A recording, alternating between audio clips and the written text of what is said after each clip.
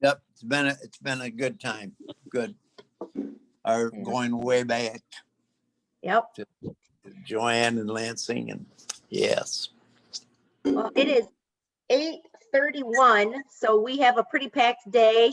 I hope this is a really positive send off to what's been a crazy year. So I want to welcome everyone to the final Kent County Board of Commissioners meeting for 2020, December 17th, 2020. We will be meeting virtual via MCL 15.263A1A. And if you have public comment, please put it into the email inbox or raise your hand. So we're going to call this meeting to order today. I have a couple quick housekeeping items for all of our board members. As this is our last day, we do have some invited guests that will be presenting later in the agenda for each of our outgoing board members. We may have some public comment in the first public comment, but I'd like to ask board members if we can keep our comments to miscellaneous so that we can get through kind of the program and we'll go from there. So with that, Madam Clerk, will you please call the roll? Good morning, Madam Chair. Commissioners Antor. Commissioner Antor. He's on another link that Pam sent out to, so he and I were the only two on the chat. So we figured something was wrong. So I'm trying this one. He is available though. So let me go back to the other one and let him know. Pam, can you send him the link? Sure.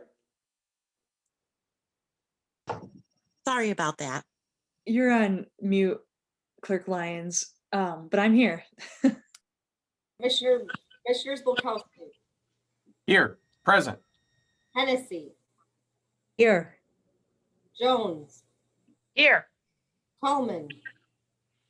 Here. Melton. Here. Morgan. Here.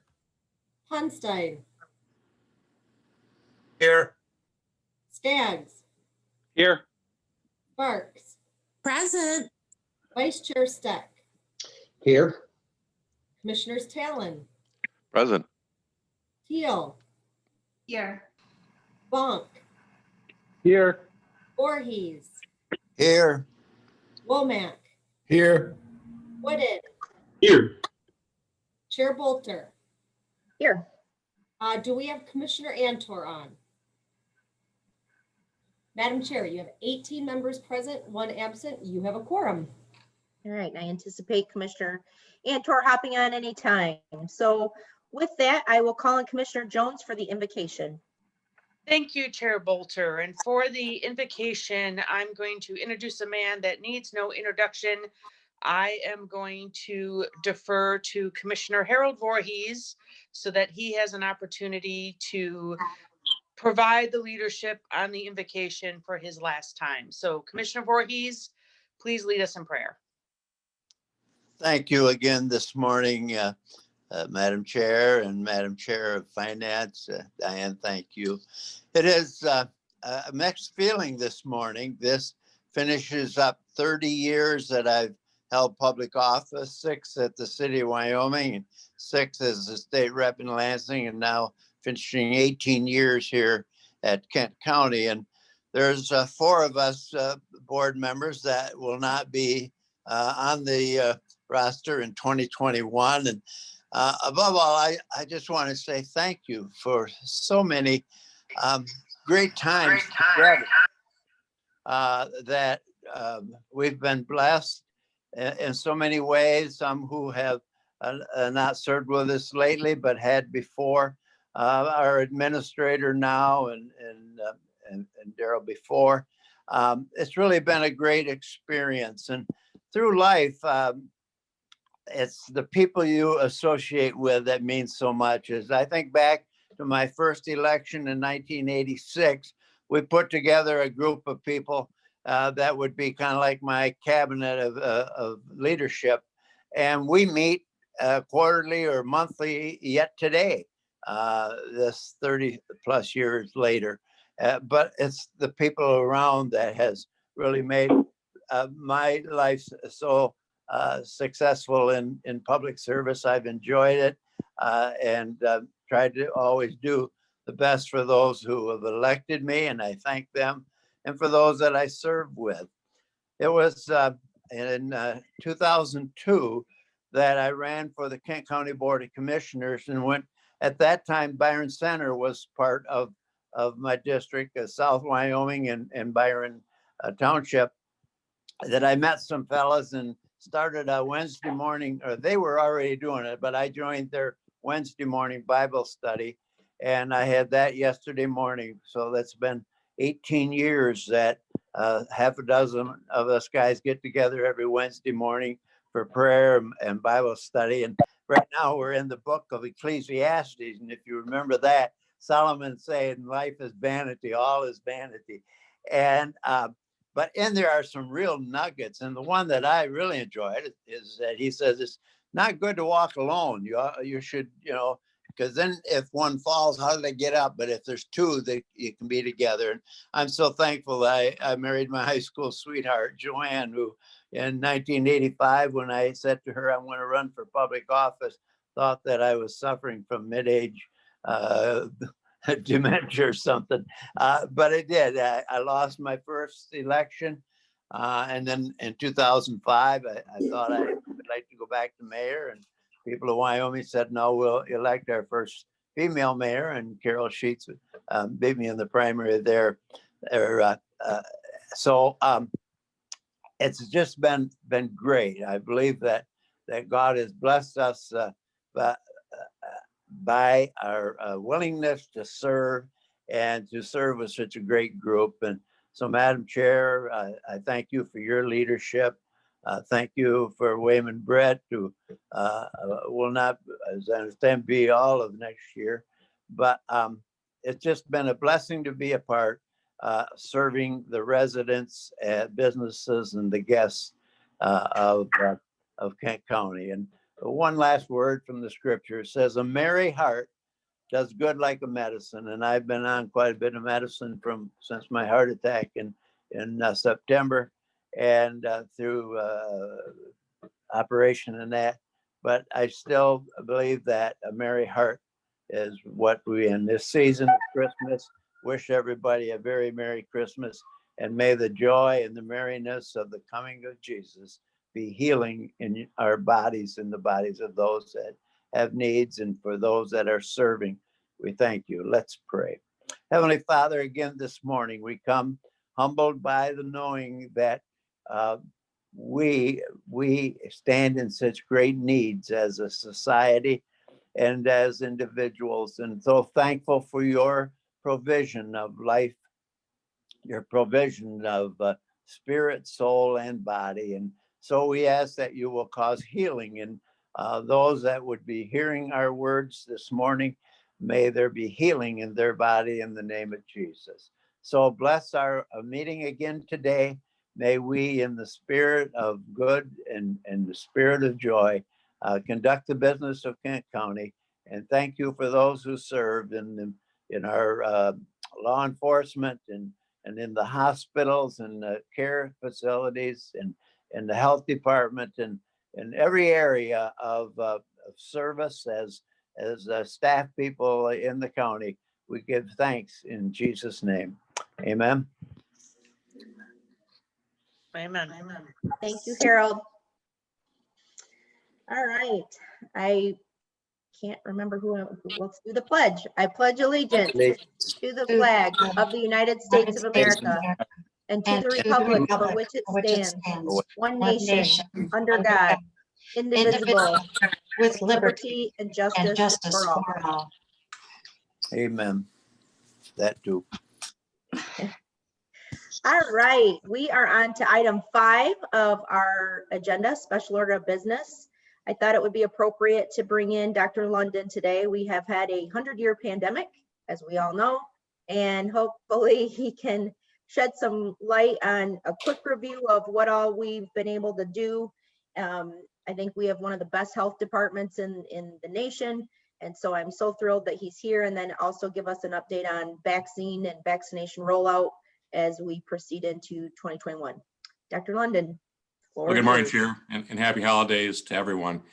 And you've done a dangerous thing by asking me to give a brief update on COVID, but I will do my very best. And I think also in line with your desire to make this a positive meeting, I think there are a lot of positives that we can celebrate right now.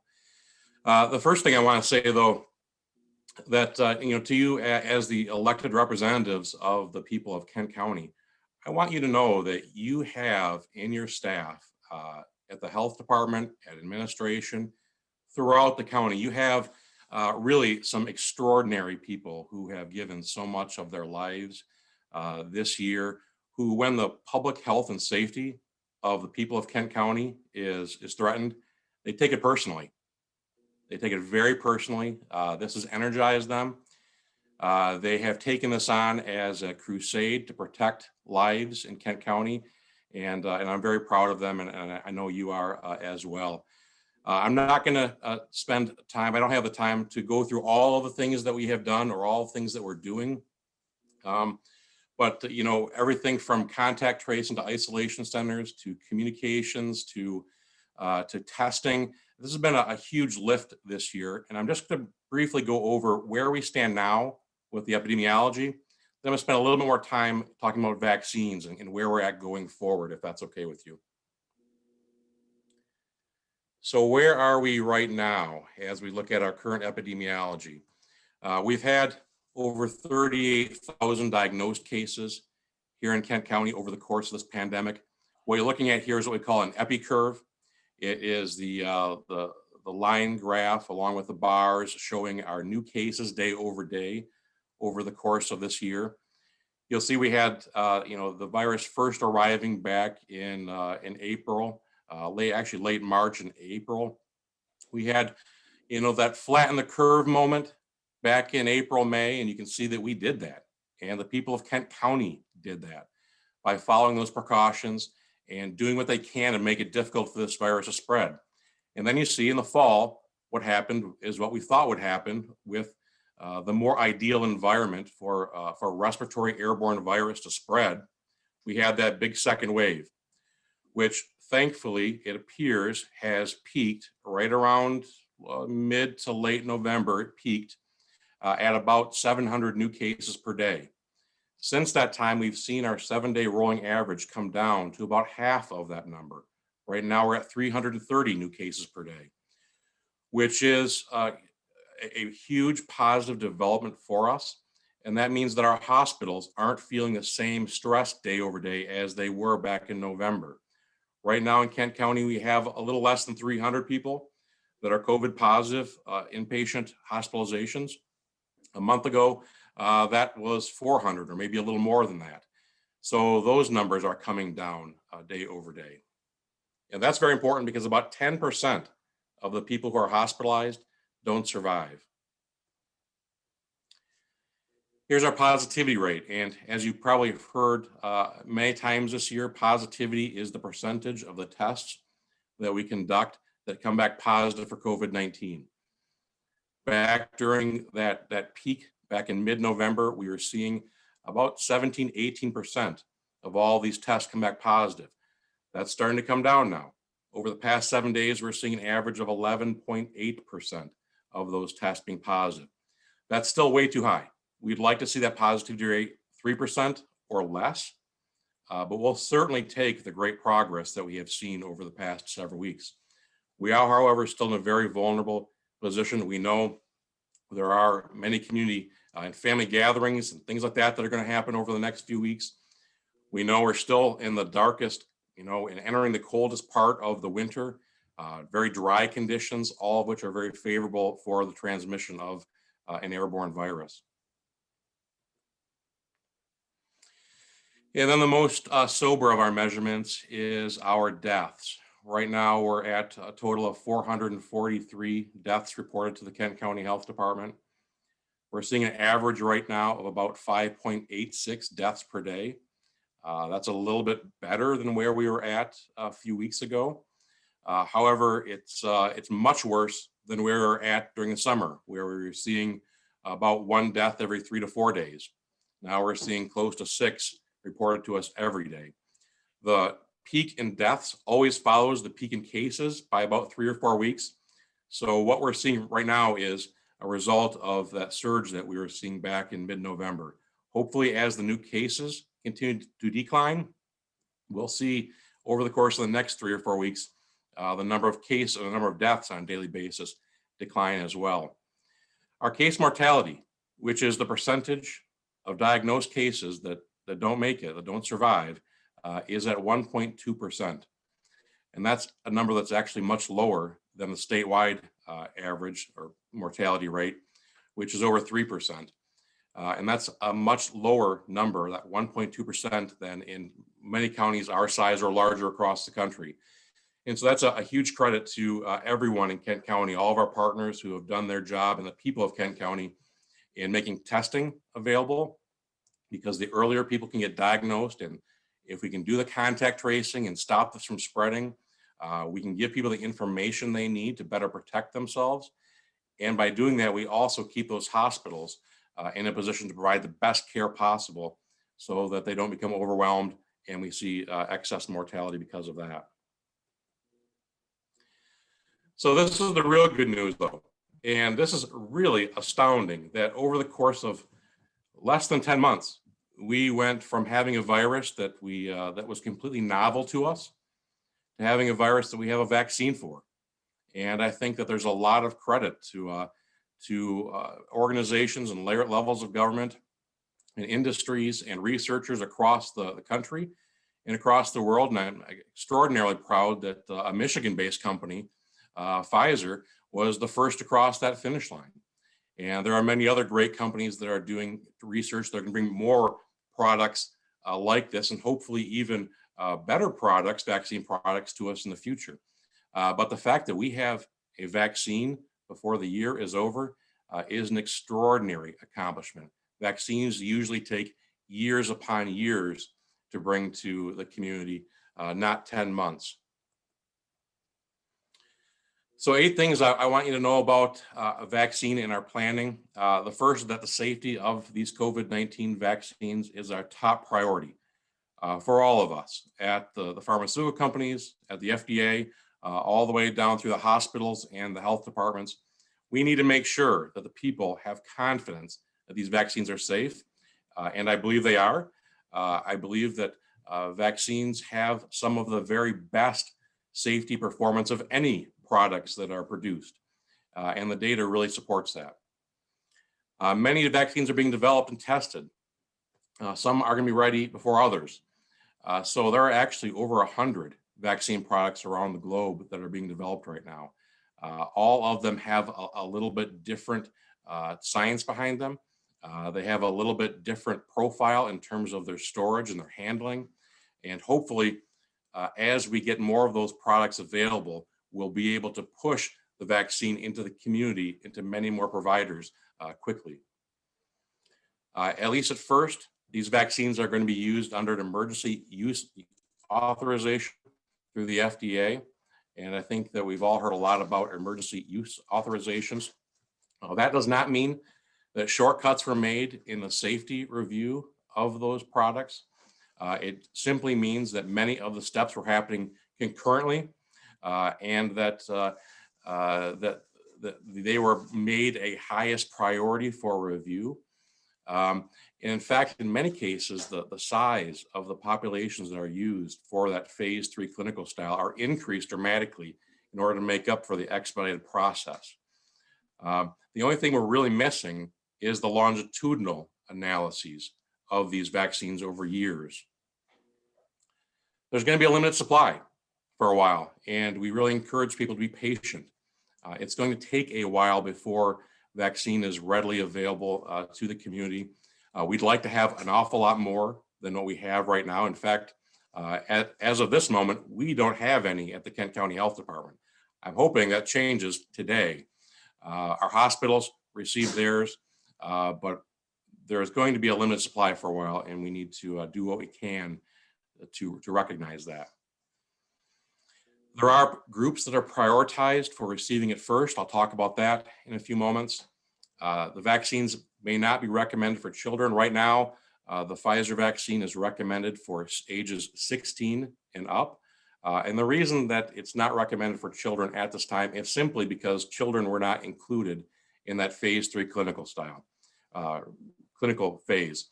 There is no reason for us to think that the vaccines are unsafe for children.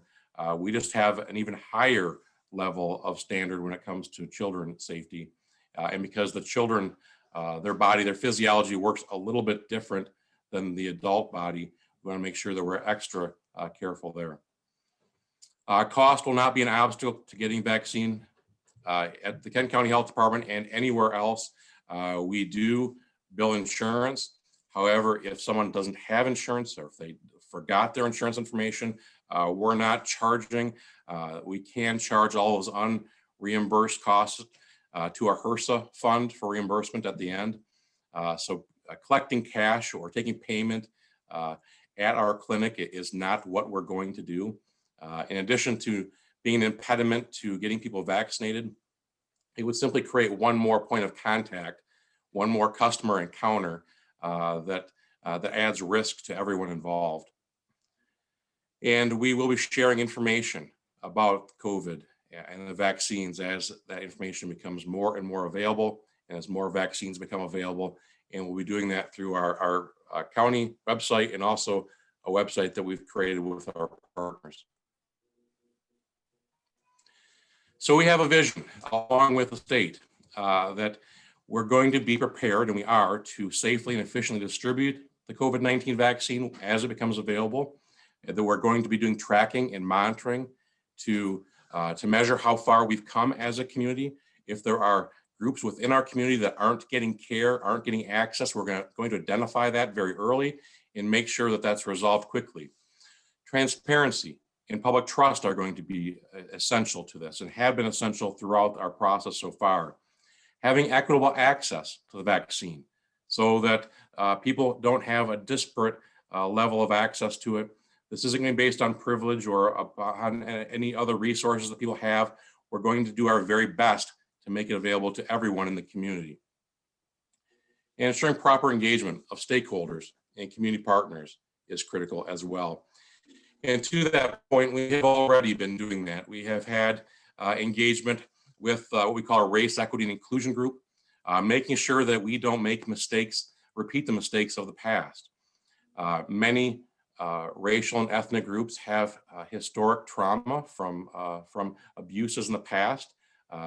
Tuskegee syphilis experiments, for example, is still in the memory of many people, where public health and government agencies abused the rights of people. We don't want that to be the case here. That's not going to be the case here. Our plan needs to be the community's plan.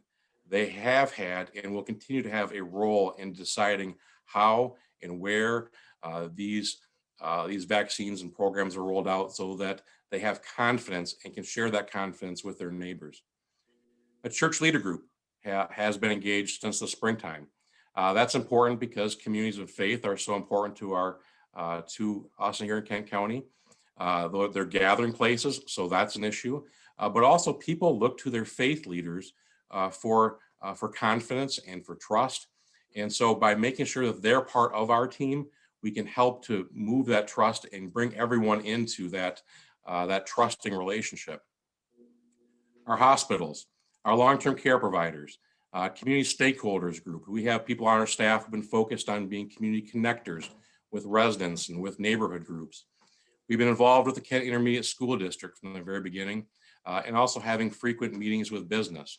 And by doing all of these things, we're doing our best to make sure that everyone is part of the planning. And I'm really proud of this slide and the work that our team has done. Lori Latham has been a key leader here. We've created something called the West Michigan Vaccine Collaborative in partnership with all of these organizations. When I say we, I mean all of the people and organizations on this slide. Our neighboring health departments, our hospitals here in the Kent County area, Cherry Health, groups of affiliates of providers, pharmacies, Kelvin, Michigan State, Grand Valley, are all part of this collaborative because we recognized early on that it's important for us to have a similar message, but it's even more important for us to have the same message. and to have a point of contact, a homeroom, if you will, for information for the community. And that's what we've created in a website called vaccinatewestmi.com. I would encourage everyone to look at that website on their own time. That website is providing all kinds of great information about the vaccines, about where to get them. As they become available, we're going to be providing tools and information so people can determine if their time for access has come, and where they can go to get the vaccine, where they can register. They can register when it becomes available. They'll be able to register right through our website. So it'll make life a lot more simple when it comes to vaccination. And I think this level of partnership is indicative to the culture we have in West Michigan of working together. There's a lot of competitors in this room and on the slide. But when it comes to this issue, they've all made it very clear that we need to beat COVID-19 together as quickly as possible. And we can only do that together because none of our organizations have it within our ability to do this individually. So the Pfizer vaccine, and this is really a fantastic product. It's a very sophisticated vaccine. Some people have had concerns about live virus vaccines. Others have concerns about vaccines that are used with development using daughter cell lines. There are lots of reasons why people have concerns, some founded, some not so founded. But one thing you need to know about the Pfizer vaccine, it doesn't use any of that. It uses a technology called a messenger RNA vaccine, where it's taking a piece of code, a piece of genetic code from the virus, the code for what's called the spike protein. It's basically the key that the virus has to break into your cells, to hijack your cells, to become factories for making more virus. And so by giving, in this vaccine, by providing that code, it enables your body to identify that code, to produce just the spike protein, not the virus itself, but just that spike protein in order to familiarize your immune system with that. And so by doing so, your immune system can recognize that spike protein when it enters your body. And so if in the future, that virus with that spike protein enters, your immune system recognizes it and neutralizes it quickly. But it is a complicated vaccine, a lot more complicated than other vaccines. I'm not going to go through this whole slide, but this is just kind of getting under the dashboard of what Pfizer has created for us. And it's a sophisticated, it's a Ferrari of vaccines, it really is. But it has to be maintained very carefully. It needs to be held at extreme cold temperatures, ultra cold temperatures, less than 70 degrees, negative 70 Celsius. Once it is brought to room temperature, it has to be used within 6 days or 6 hours. It has to be diluted with a diluent before it's used. It is only provided in large doses. So when we receive it, we're receiving at least 1,000 doses at a time, which is much greater than other vaccines. And it requires a 2-dose series. So 21 days after the first vaccine, that second one has to be administered. So again, it's a beautiful vaccine. It really is. But it is high maintenance as well. We're looking forward to the Moderna vaccine. That is being reviewed right now by the FDA for an emergency use authorization. I hope that within the next couple of weeks that will be available to us. That also, as we look under the hood, it's not quite as complicated as the Pfizer vaccine. It's not a Ferrari, but it sure is a Corvette. It's another beautiful vaccine, but high maintenance, not the kind that you want to, that has the same kind of user friendliness that many of our other vaccines have. This one also has to be held at very cold temperatures, not, however, ultra cold. This one is about negative 20 Celsius. We have a little bit more time to use that vaccine, the Moderna vaccine, once it is brought to room temperature. It also requires a 2-dose series, but this is 28 days apart, so we have a little more time there as well. So how much vaccine is being distributed? Right now, the state has the ability to allocate a little over 170,000 doses of the Pfizer vaccine. Most of that is going to 60 hospitals across the state. Most of those hospitals have already received their deliveries and have begun the process of vaccinating their highest priority staff.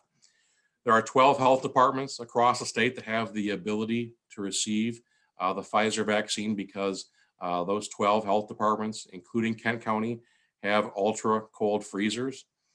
And in total, those health departments will be receiving about 40,000 of those doses.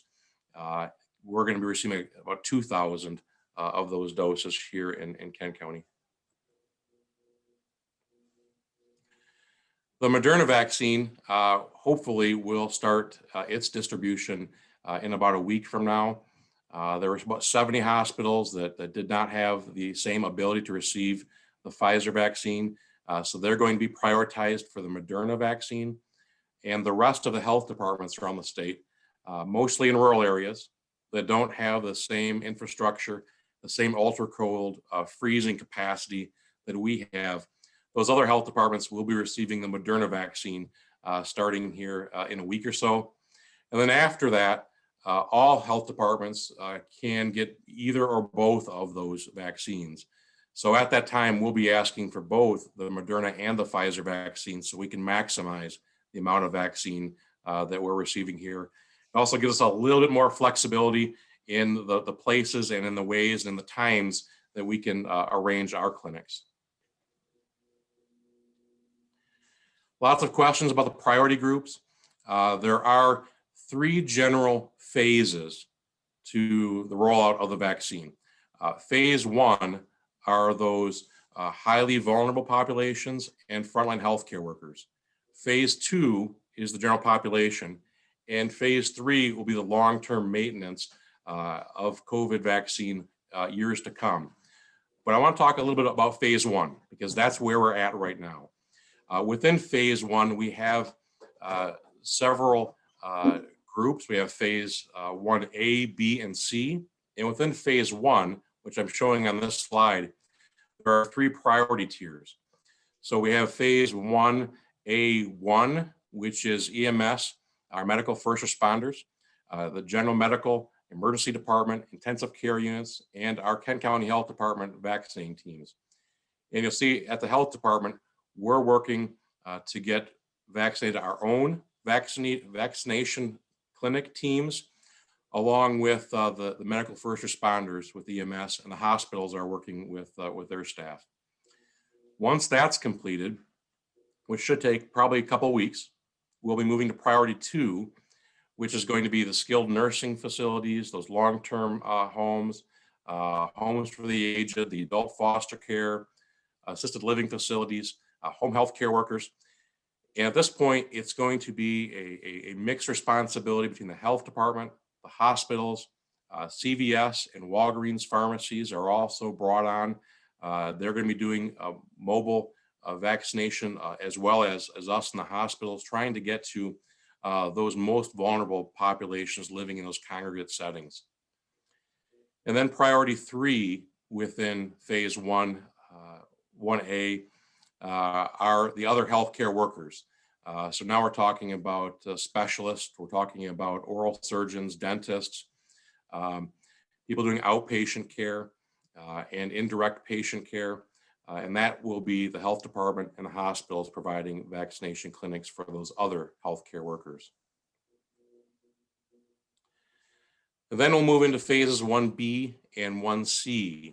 1B gets us into some more of the other essential workforces, the K through 12 teachers and staff, child care providers, other first responders, people working in the food supply chain, people working in other essential supply chains, our other vulnerable congregate living settings like homeless shelters, our jail, other congregate settings for childcare or for adult protective services. And that is going to be a much larger group. We hope to get through that in about a month, and then moving into phase 1C, which is where we really start getting into a significant portion of the community. Here's where we have people aged 65 and older, and people with those chronic health conditions, which are linked to the more severe outcomes with COVID-19.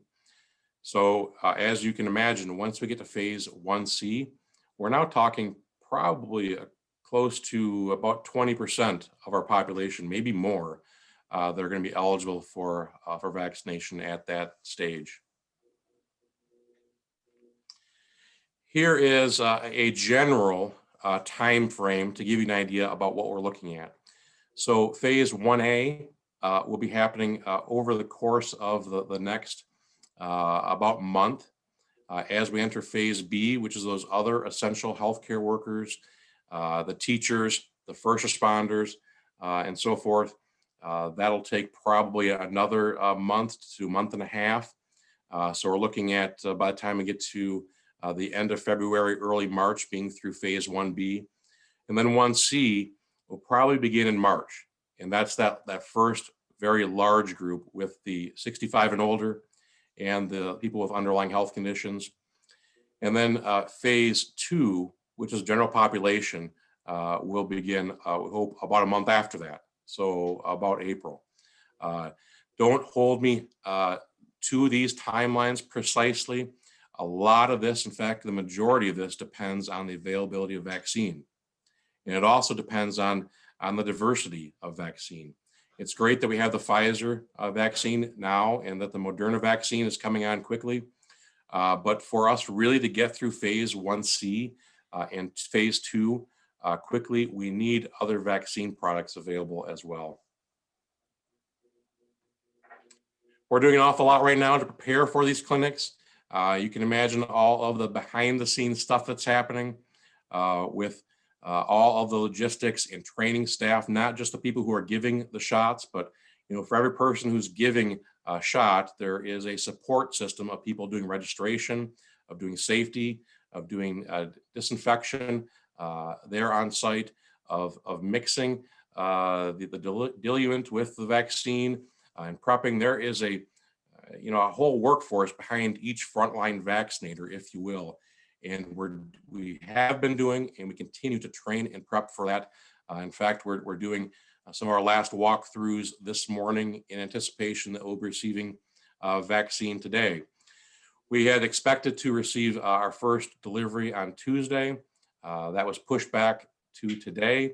I expect that we're going to receive 1,950 doses of the Pfizer vaccine today. We will have a very small clinic tomorrow for our Kent County Health Department frontline staff to best prepare them for having larger clinics. And then we're planning clinics for other frontline staff at the health department and our EMS medical first responders starting next week and going through the last week of December. So of course we've got holidays in there, and it's going to be maybe a difficult time to get to people, but I think it's a high priority for EMS and for us to get this done before the end of this month with those groups. And then, as I mentioned before, we do plan to reorder Pfizer and the Moderna products to the maximum amounts that the state will allow us to do that, and to keep doing that on an ongoing basis. The clinics that we're holding during phases 1A and 1B will be at the health department at 700 Fuller. For those of you who are familiar with that building, we'll be using the garden level, the basement level. We have repurposed and designated that whole area as a clinic. It's one large clinic right now where there is a circular flow of motion. There's very little to no cross traffic of people in that area, lots of space. We've learned a lot over the course of the year from other clinics and from other situations, including the election, where clerks like our own did a fantastic job in creating elections where people went to polling stations that were also done in a safe way, where people moved quickly from one door to through the process to the next door, and we're able to do that without being sites where more infection was spread. So we're very confident that we can handle hundreds of people a day during these phases 1A and 1B, where we'll have a smaller group of people, and we can do that in a safe and efficient way. Happy to announce that within last week, we have received our mobile units that we've been talking about that were purchased with CARES Act money. We have these two beautiful 24-foot Ford mobile units that are going to be very useful for us during all of these phases. These will empower us to have strike teams that we can send to congregate care settings where maybe people are less mobile. They can't come to us, but we can go to them, other vulnerable population groups. And then we can use them on an ongoing basis, making sure that we have a presence in neighborhoods and in small communities that might have limited transportation, maybe access is challenging for them. We can go to where they are and bring vaccine to them. We're very excited about this, and we hope to use these for vaccination and flu clinics and lead testing and all kinds of great things in the years to come. So as we move to phase 1C and phase 2, which are those very large parts of the response where the population that's eligible will grow very quickly, we are looking right now at large venue mass vaccination clinics. We are having conversations with the leaders of those organizations, of those large venues. I don't want to mention them by name right now, but you can use your imagination. There are a number of very large venues with large parking structures or parking lots in our community that can be used and have willing participation from their leadership to help us to do this, to make sure that we have the venues accessible and at our available to us to make sure that we can roll this out as effectively as possible.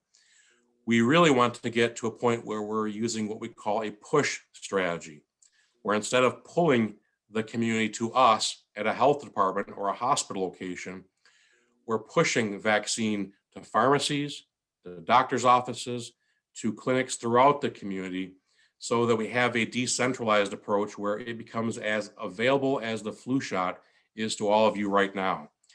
The key to making that happen is going to be having more vaccine products available that don't require the sort of extraordinary maintenance that the Pfizer and the Moderna vaccines have, some more durable vaccines.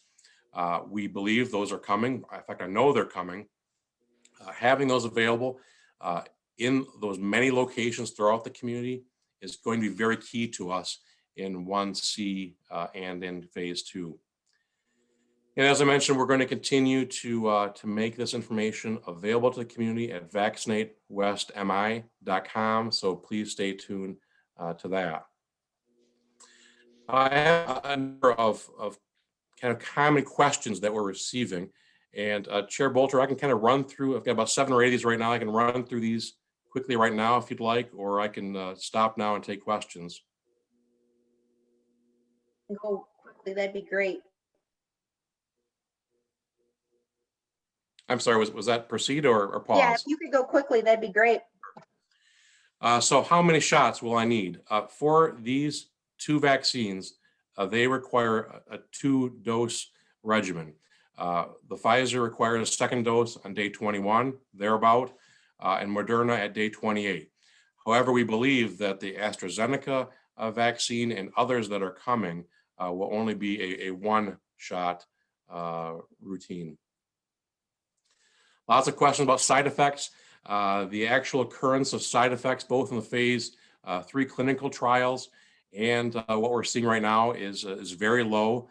4% or less of people during the phase 3 trial reported side effects.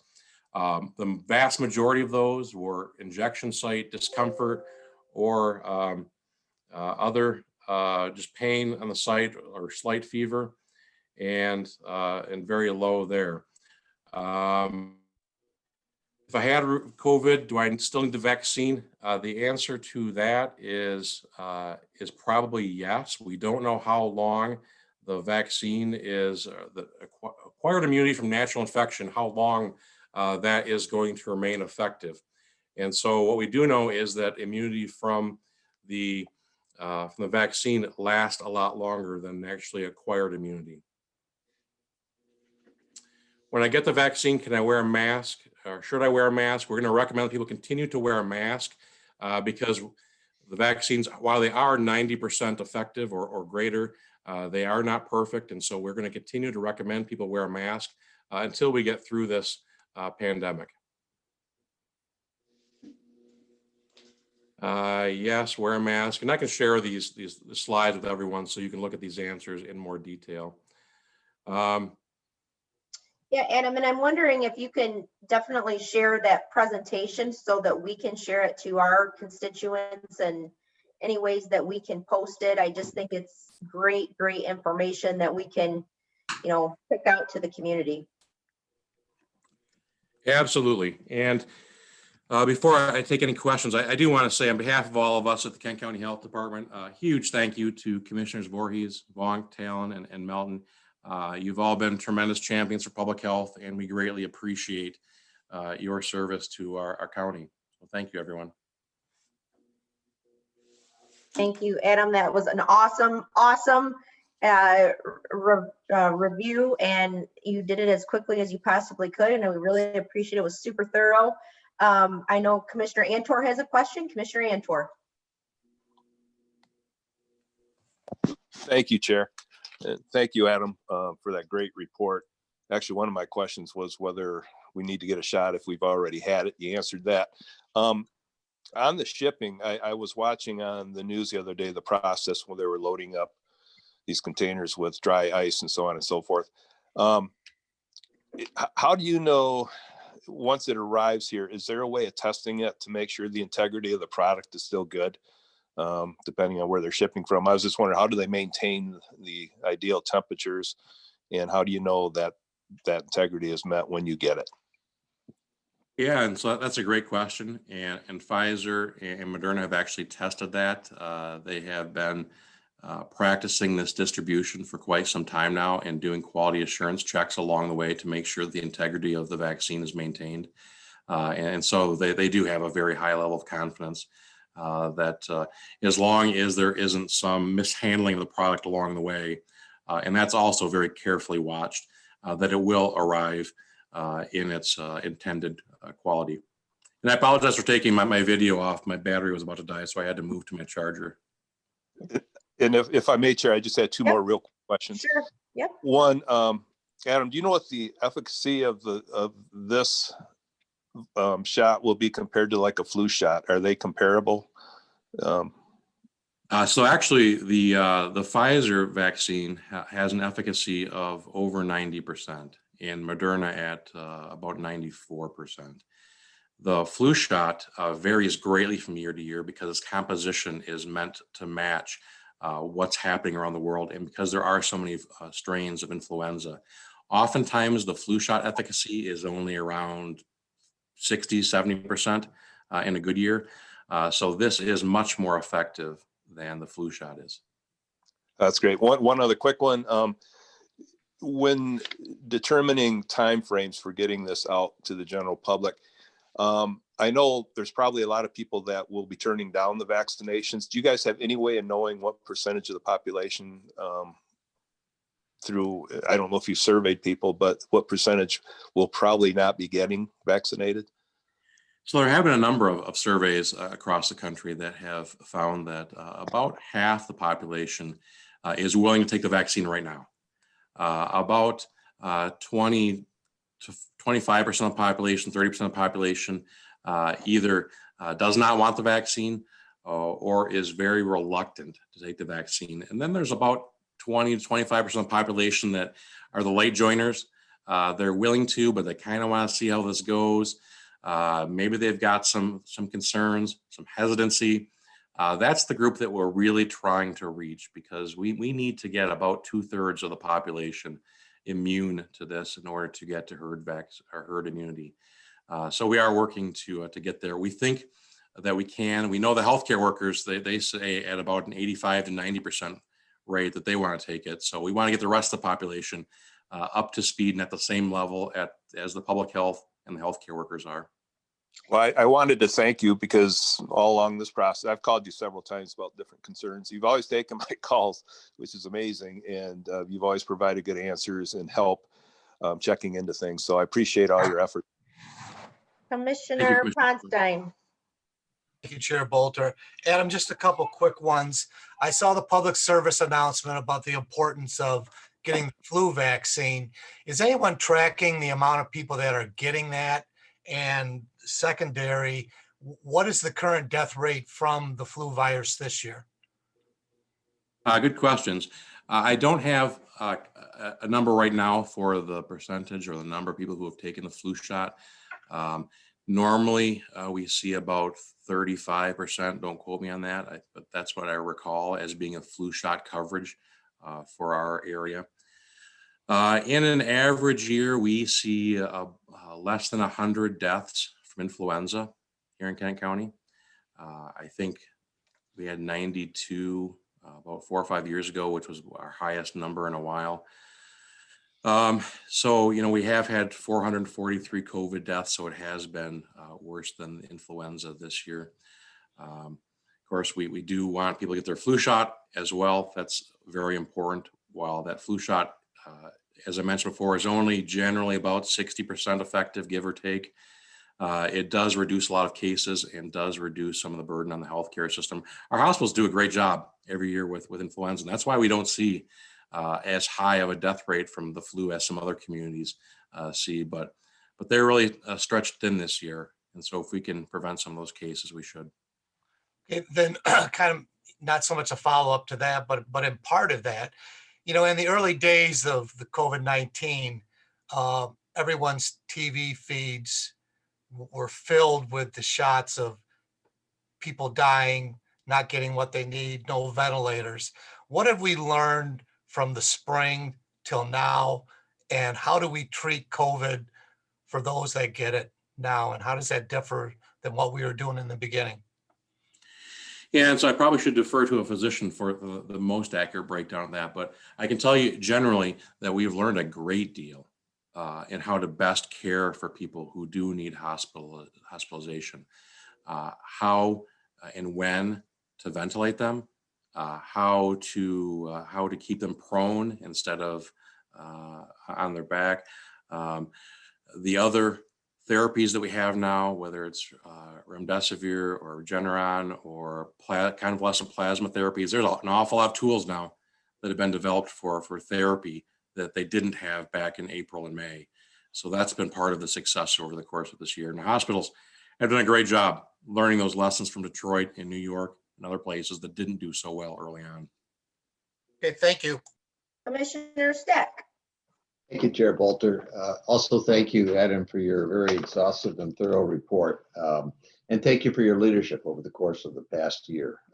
You've been a great resource for this community.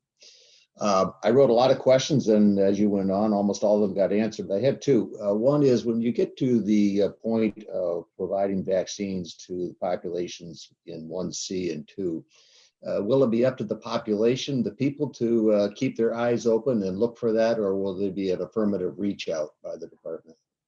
There will be an affirmative reach out for the department. Communication is going to remain our highest priority in making sure the information and the invitation for vaccination is very present to everyone. Okay, good. I think that's critical.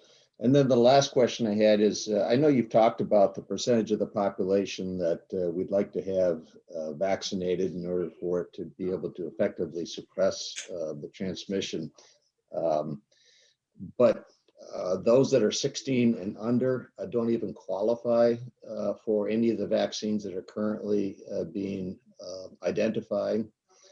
And I did a quick check on what percentage of the population in Michigan is in that age, and it's about 25, 26, maybe 27% of the overall population doesn't even qualify for a vaccine.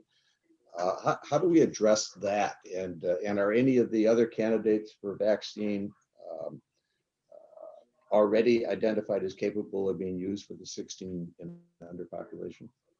Yeah, thank you for that question, Commissioner Stecca. And that's the same concern that we had when we saw those recommendations from the CDC. It's going to get very hard for us to get to 2/3 of the population if 1/3 of the population isn't even eligible for the vaccine. And then we have people who are opposed to vaccines or hesitant. And so I think the key there is again going to be, we're going to need other vaccine products available, products that are recommended for a younger population. And also, I expect that the recommendations related to Pfizer and Moderna are going to evolve and are going to include some younger persons, as well as more study and more observation happens. So I do expect that the eligibility for these vaccines is going to expand over the next few months. I just can't promise that at this time, because we have the recommendations that we do have from FDA and CDC. It seems like that's a critical threshold that we need to cross here. Agreed. It looks like we've Thank got you. one more question, Commissioner Womack. Thank you, Chair. Yes, Adam, I have a few questions. I know firefighters are part of our first response teams, but I have read some articles nationally and statewide that some firefighters feel left out. I don't know if you read those articles, but where do our firefighters stand when it comes to vaccine and the vaccination? Yeah, they would be in that 1A tier 2. So they will be along with other essential critical infrastructure essential workers. So after we do the frontline people of the most vulnerable and the frontline healthcare workers, they'll be in that next tier along with the teachers and others. Would police also be in the second tier? Yes, and I may have just said the wrong tier number. I'm still trying to get these straight in my own head, but they will be very early and part of the phase 1 overall approach. Yes, police and fire will be, and those that are also EMTs or EMSs, they'll be eligible in the very first group. So some firefighters and some police officers will be getting vaccine over the course of the next couple of weeks.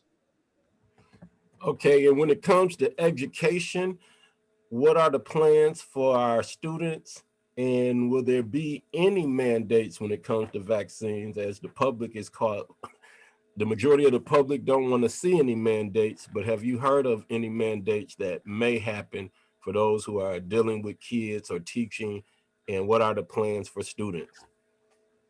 Yeah, so the students, for the most part, as Commissioner Steck pointed out, aren't going to be eligible for the vaccine right now, except for those who are 16 or older. The teachers and the other school support staff will be eligible in that same group with firefighters and police. And so we want to make it available to them, but there are no requirements in place, and I don't expect there to be any requirements in place. I think that especially while this is all authorized under an emergency use authorization, that there won't be any requirements, but there's going to be a lot of encouragement and a lot of recommendation. My last and final question, when it comes to our Kent County Jail, what will be the situation when it comes to prisoners who are locked up and are in a very vulnerable situation when it comes to COVID-19?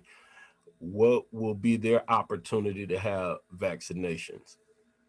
Yeah, we'll work with the correctional facility and the sheriff's office, and with the healthcare provider that is under contract for the jail population, and make sure that they get it in accordance with where they're at in the phased approach. But they are a priority, and you are right that whenever we have people living in close congregation like that, that is an ideal situation for the virus to spread. And the sheriff's office and the jail has done a tremendous job in keeping the numbers as low as they are. That's really, I think, one of the great stories when this is all said and done about what happened in Kent County. I think that the fact we've had so few cases over there is really something to applaud. Thank you. All right, one more question from Commissioner Melton, and then I'd like to move on if possible. That's okay, Chair. I unraised my hand. Thank you.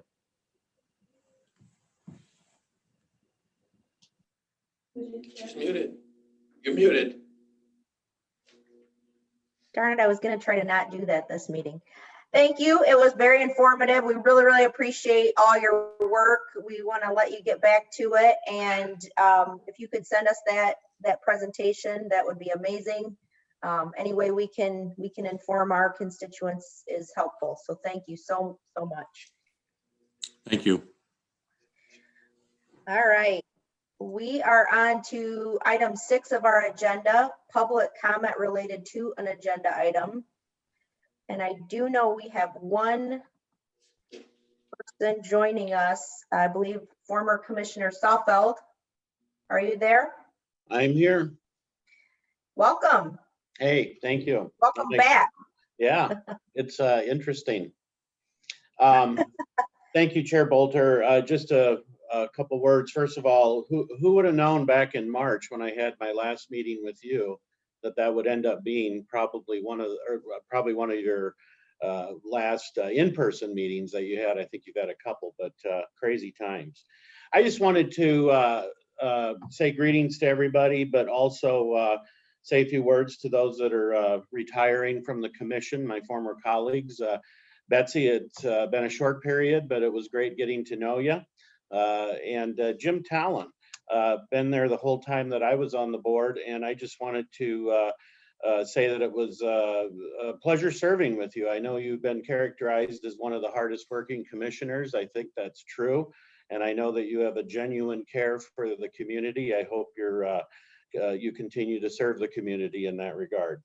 Harold Voorhees, boy, the quintessential statesman, politician, and I thoroughly enjoyed serving with you. I thank you for your service, not only to the county, but to the state and to your home of Wyoming, and to your party, and just the wonderful breath of fresh air that you often bring to the commission. So thank you for your service, Harold. And finally, Ted, I saved the best for last. Ted Vonk, you were my role model and the constant voice of reason on the board during the time that I served. I thank you for your service. You will definitely be missed. That's all I had to say. I hope all of you are doing well, and I wish all of you a Merry Christmas. Thank you so much. We miss seeing you on the board as well, and we really appreciate you taking the time today. And as always, it seems like our board meetings go a little longer on the timing, but appreciate you and appreciate you popping in today. Good, we do have formal presentations for later on the agenda, and I wondered, but of anyone else in public comment, do I need to call on before we move on to the consent agenda? I don't see any hands raised. Pam, do we have anyone in the email inbox? There are no messages in the inbox. All right, we're going to move on to item 7, consent agenda, and I'll call on Commissioner Jones. Thank you, Chair Bolter. I would like to move approval of the consent agenda. Moved by Commissioner Jones, support by Commissioner Melton. Melton. Questions or comments on the consent agenda? If not, Madam Clerk, please call the roll. Thank you, Madam Chair. On the motion to adopt the consent agenda, Commissioners Antor, Yes. Reavy, Yes. Volkowski, Yes. Hennessy, Yes. Jones, Yes. Coleman, Yes. Melton, Yes. Morgan, Yes. Hanstein, Yes. Skaggs, Yes. Sparks, Yes. Vice Chair Steck, Yes. Commissioners Talon, Yes. Heel, Yes. Vonk, Yes. Voorhees, Yes. Womack, Yes. Wooden, Yes. Chair Bolter. Yes. Madam Chair, you have 19 yeas, 0 nays. The motion passes. The consent agenda is adopted. Thank you, Madam Clerk. We are on to resolutions, item 8 of our agenda, and I will call on Commissioner Vonk for 8A. Thank you, Chair. I'll move Resolution 136 of today's date, request to add healthcare plan from Human Resources. Moved by Commissioner Vonk, support by Commissioner Wooden, support by Wooden. Wooden. Questions or comments on this resolution? Commissioner Ponstein. Thank you, Chair Bolter. I'll be brief. I don't have anything against this proposal, but I just want to point out once again, here we're talking about benefits of the judges, and every private sector job I know, part of the salary is the benefit package. And here we are once again in a situation where the state pays part of the court costs for us, and then we have to pay the others. I mean, the agreement was we run the courts, they pay the salaries. This once again points out one of many unfunded mandates that the states continue to put on county government. Thank you, Commissioner Ponstein. Any other questions or comments on Resolution 136? Seeing none, Madam Clerk, please call the roll. Thank you, Madam Chair. On the motion to adopt Resolution 136, Commissioners Antor, Yes. Reavy, Yes. Volkowski, Yes. Hennessy, Yes. Jones, Yes. Coleman, Yes. Melton, yes, Morgan, Yes. Ponstein, Yes.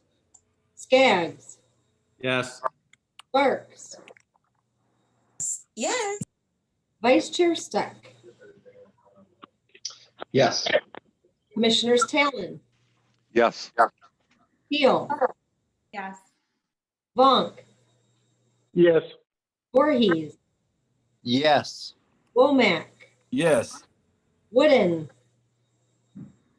Yes. Chair Bolter. Yes.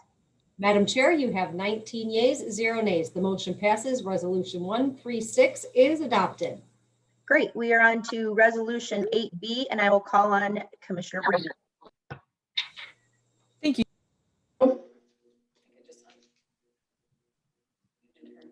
Sorry, Commissioner Brady, for some reason you got muted. Sorry, I'll start over. I move Resolution 137 of today's date, the Michigan Department of Health and Human Services, Epidemiology and Laboratory Capacity for Infectious Diseases Funding from the Health Department.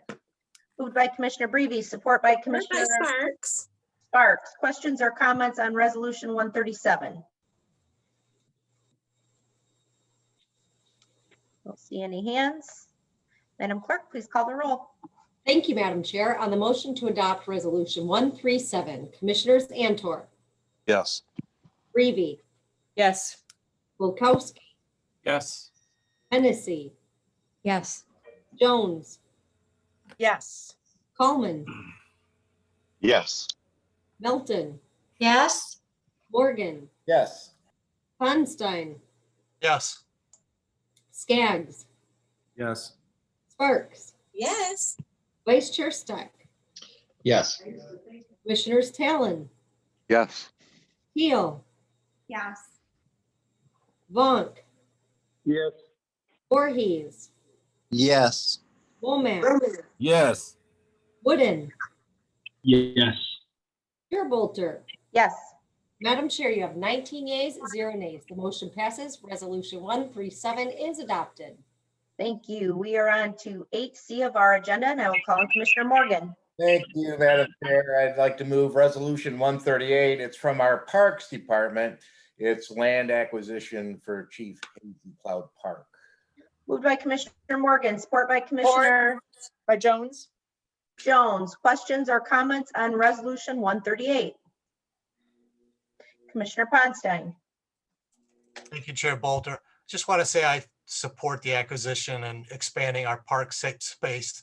What I ask once again, and I've asked this before, when these properties come off the rolls, that's a tax loss to the townships and the areas that have these parks. I've asked for what the economic impact is for the townships that have these parks in them, and what is the benefit of keep expanding the parks within those regions. We can ask staff to get you that information. We can do that. I will follow up with you, Commissioner Ponstein, and see what we can do to provide that information for you. I will apologize if we failed in not getting it to you before now.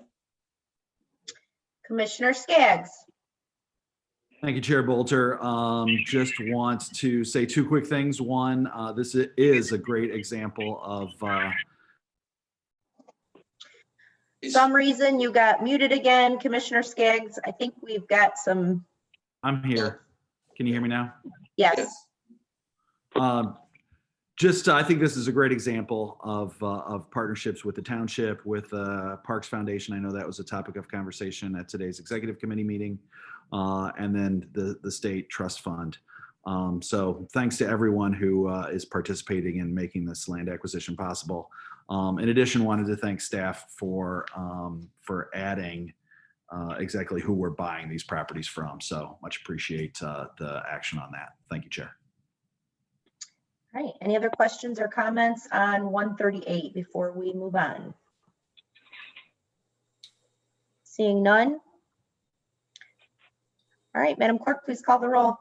Thank you, Madam Chair. While it appears we have a mystery muter on our hands, if we do. If I somehow go on mute, please just holler out at me so I can All right. fix that. Commissioners Antor, Yes. Brevy, Yes. Volkowski, Yes. Hennessy, Yes. Jones, Yes. Coleman, Yes. Melton, Yes. Morgan, Yes. Ponstein, Yes. Skaggs, Yes. Sparks, Yes. Vice Chair Steck, Yes. Commissioners Talon, Yes. Teal, Yes. Vonk, Yes. Voorhees, Yes. Womack, Yes. Wooden, Yes. Bolter. Yes. Madam Chair, you have 19 yeas, 0 nays. The motion passes. Resolution 138 is adopted. Thank you, Madam Clerk. We are on to our last resolution. 8D of our agenda, and I will call on Commissioner Voorhees.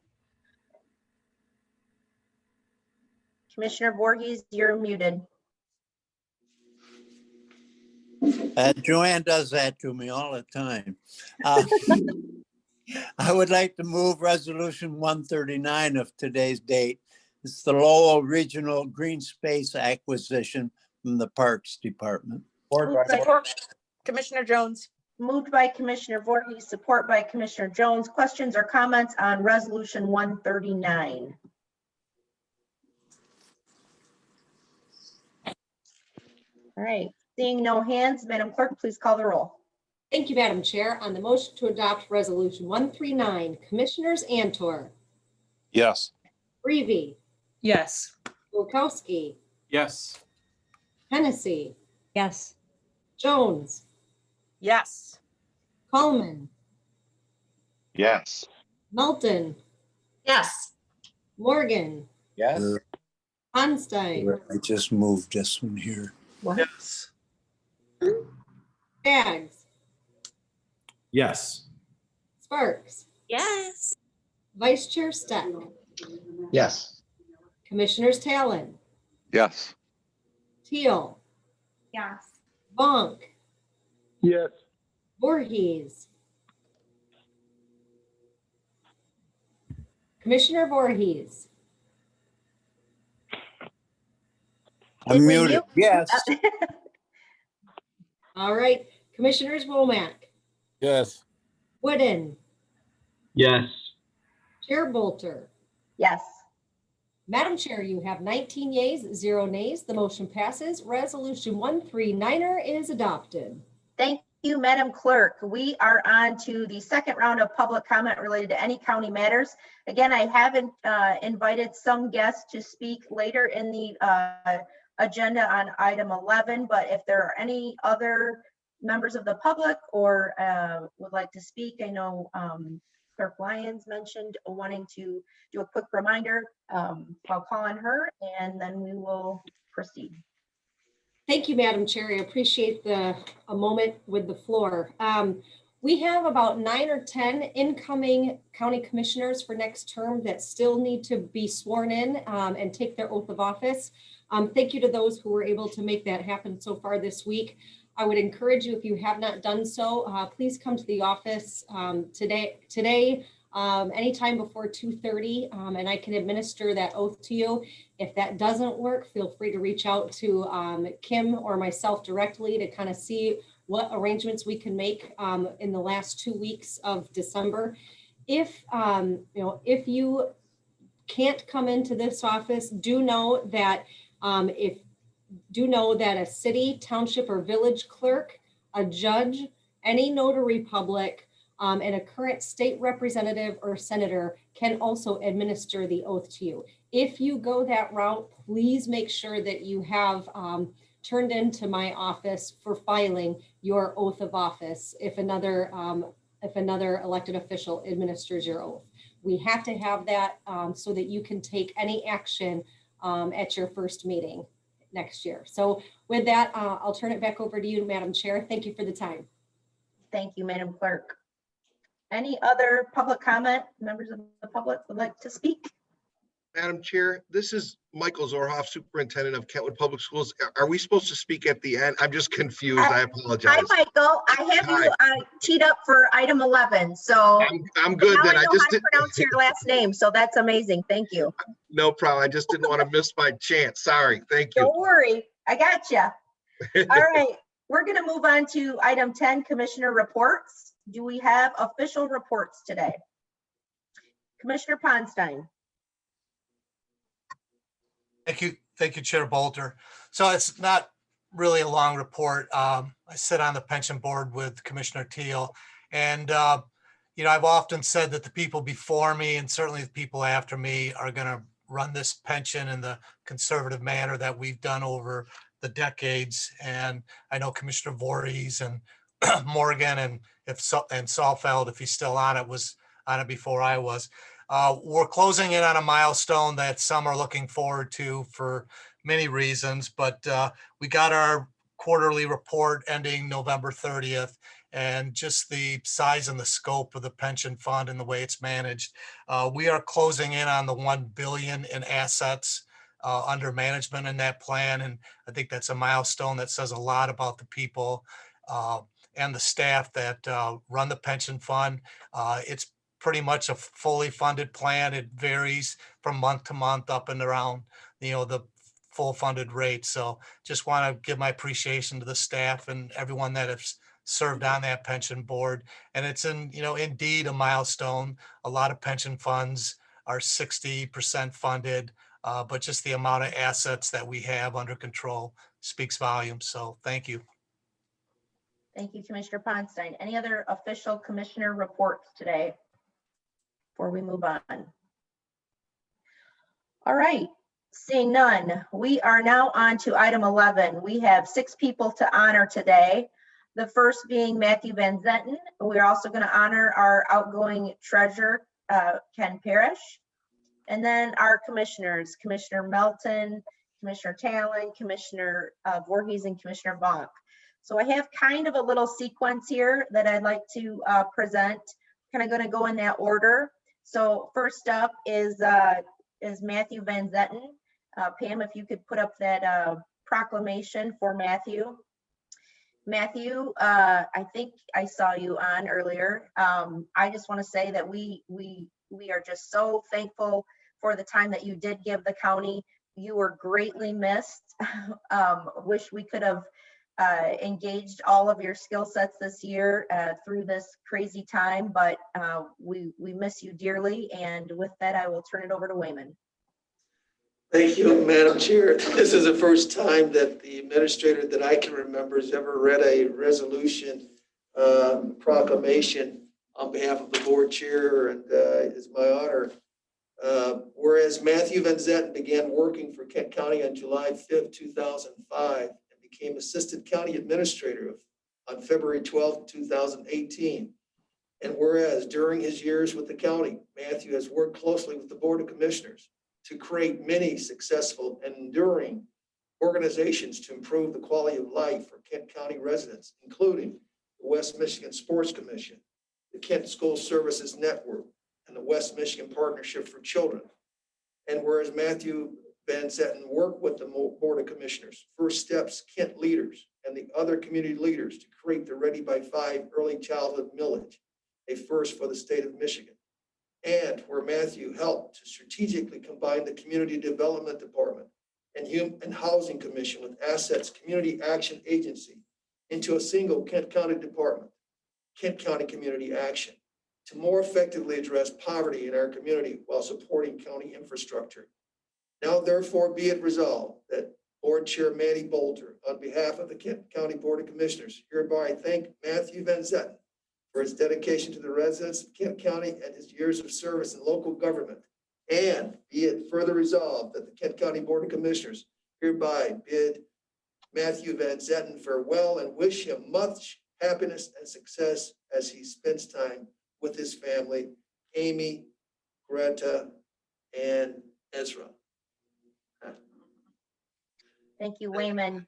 For your service. I really give my wholehearted thanks to you and everything you've contributed to the county, and blessings to you as you move on. And you've gone, but you're not going to be unfamiliar to us. So thank you. Matthew, would you like to say a few words? If you're still on and unmuted. Just quickly. Oh, there you are. I was thinking about this yesterday and today, and I've worked with the county board now. If you look at that wall in our chambers, from Dave Morin all the way through Mandy Bolter, and I got to know Heacock and obviously Commissioner Vandermolen quite well, but also Pat Malone, Kathy Kuhn, Marge Byington, and our Vern Ehlers. That group of leaders and all the commissioners have done amazing work to put Kent County in the position where it is today. You're financially solvent. You're so relevant to the community, as we heard from Adam's report today, and there's so much more you can do and are working on in the community. So I just want to say thank you to all of you, the commissioners I get to work with and all the other elected officials. But I really just want to say my biggest thanks to Wayman Brett. He hired me when I was 31 years old. And I got to grow up with him in a lot of different ways and learned a lot. And when he retires, you're going to be missing just an amazing person as well. So thank you to all of you. This is really kind of you to do, and I appreciate it. So thanks so much. Thank you, Matthew. And I know many commissioners want to make some comments. We're hoping to do those at the end in miscellaneous, and I'm hoping that you can stay on for that as well. Yeah, I'll be here. Thanks, Matthew. All right. Next up, I'd like to honor our county treasurer, Ken Parish. Hi. Hi, Ken. Ken, I've got Commissioner Ponstein teed up to read a resolution for you. Thank you, Chair Bolter, and I want to thank Natasha for sending me the proclamation so I can split my screen. I don't think I would have been able to read the small screen on my left. So here we go. It's an honor to honor our County Treasurer, Ken Parish. So whereas in January 1993, County Treasurer Ken Parish began his career with the Kent County as a county commissioner representing District 5. And whereas after a successful run as county treasurer in 1994, Ken was elected by the county voters to serve the county as treasurer and served in this capacity for the past 24 years. And whereas during his time as commissioner, Ken served as the vice chair of the Finance and Physical Resources Committee and chair of the Legislative and Human Resources Committee. Ken contributed his time and talents in serving on many other county committees, including the Kent District Library Board, the Greater Grand Rapids Convention Bureau, and the Foreign Trade Zone, to name a few. And whereas in his leadership role as county treasurer, Ken was president of the Michigan Association of County Treasurers, the National Association of County Treasurers and Finance Officers, and also president of Alternative Directions and the Broadway of Grand Rapids. And whereas after serving the residents of Kent County for 6 terms as county treasurer, Ken will retire from the treasurer's office at the end of December 2020. Now therefore be it resolved that Board Chair Mandy Bolter, on behalf of the Kent County Board of Commissioners, hereby congratulate Ken Parish on his retirement as county treasurer and thanks him for many years of dedicated service to the residents of Kent County.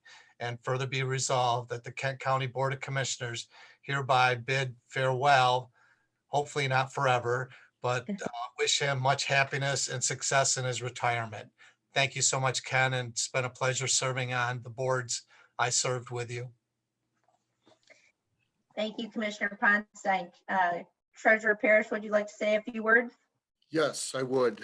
First of all, thank you, Stan, for that reading that proclamation, and thank you, Chair Bolter, for authoring it. It's very, very nice of you to do that. It's really hard for me to believe that it was 28 years ago when I first sat down at one of the steel case desks that the commissioners sat at back then, across the room from my friend Jim Talon, as we looked around wondering what the heck we got ourselves into. But it's been a wonderful run, both as a commissioner and as treasurer. I've really relished my relationships with the members of the Board of Commissioners. We haven't always agreed on things, but we've always been able to disagree without being disagreeable. And so I am very confident that the county will continue to be in great hands under the leadership of you, Madam Chair, and the board. And I'm also very confident that the treasurer's office will be in very capable hands with Peter McGregor. He is very excited about the opportunity and wants to learn to be able to do the best job possible. So I also want to echo Stan's comments to the pension board. Since my first check will be coming in 3 weeks, I'm very happy that we're at $1 billion and hope that continues to grow. But I just want to say thank you to everybody. I'm still kind of in shock myself that this is actually happening, but I'm excited about the future and I'm excited about what that may bring. So thank you all. Thank you, Ken, for your service. We so much appreciate it. And again, we will have comments from commissioners and miscellaneous, so I hope you can stay for that as well. Yes, ma'am. Thank you so much. Appreciate it. All right, we are on to honoring Commissioner Melton, and I will call on Commissioner Sparks to read this proclamation, and then we do have a guest who would like to speak as well. Commissioner Melton. Thank you, Madam Chair. I'm sorry, Commissioner Sparks. Thank you very much, Madam Chair.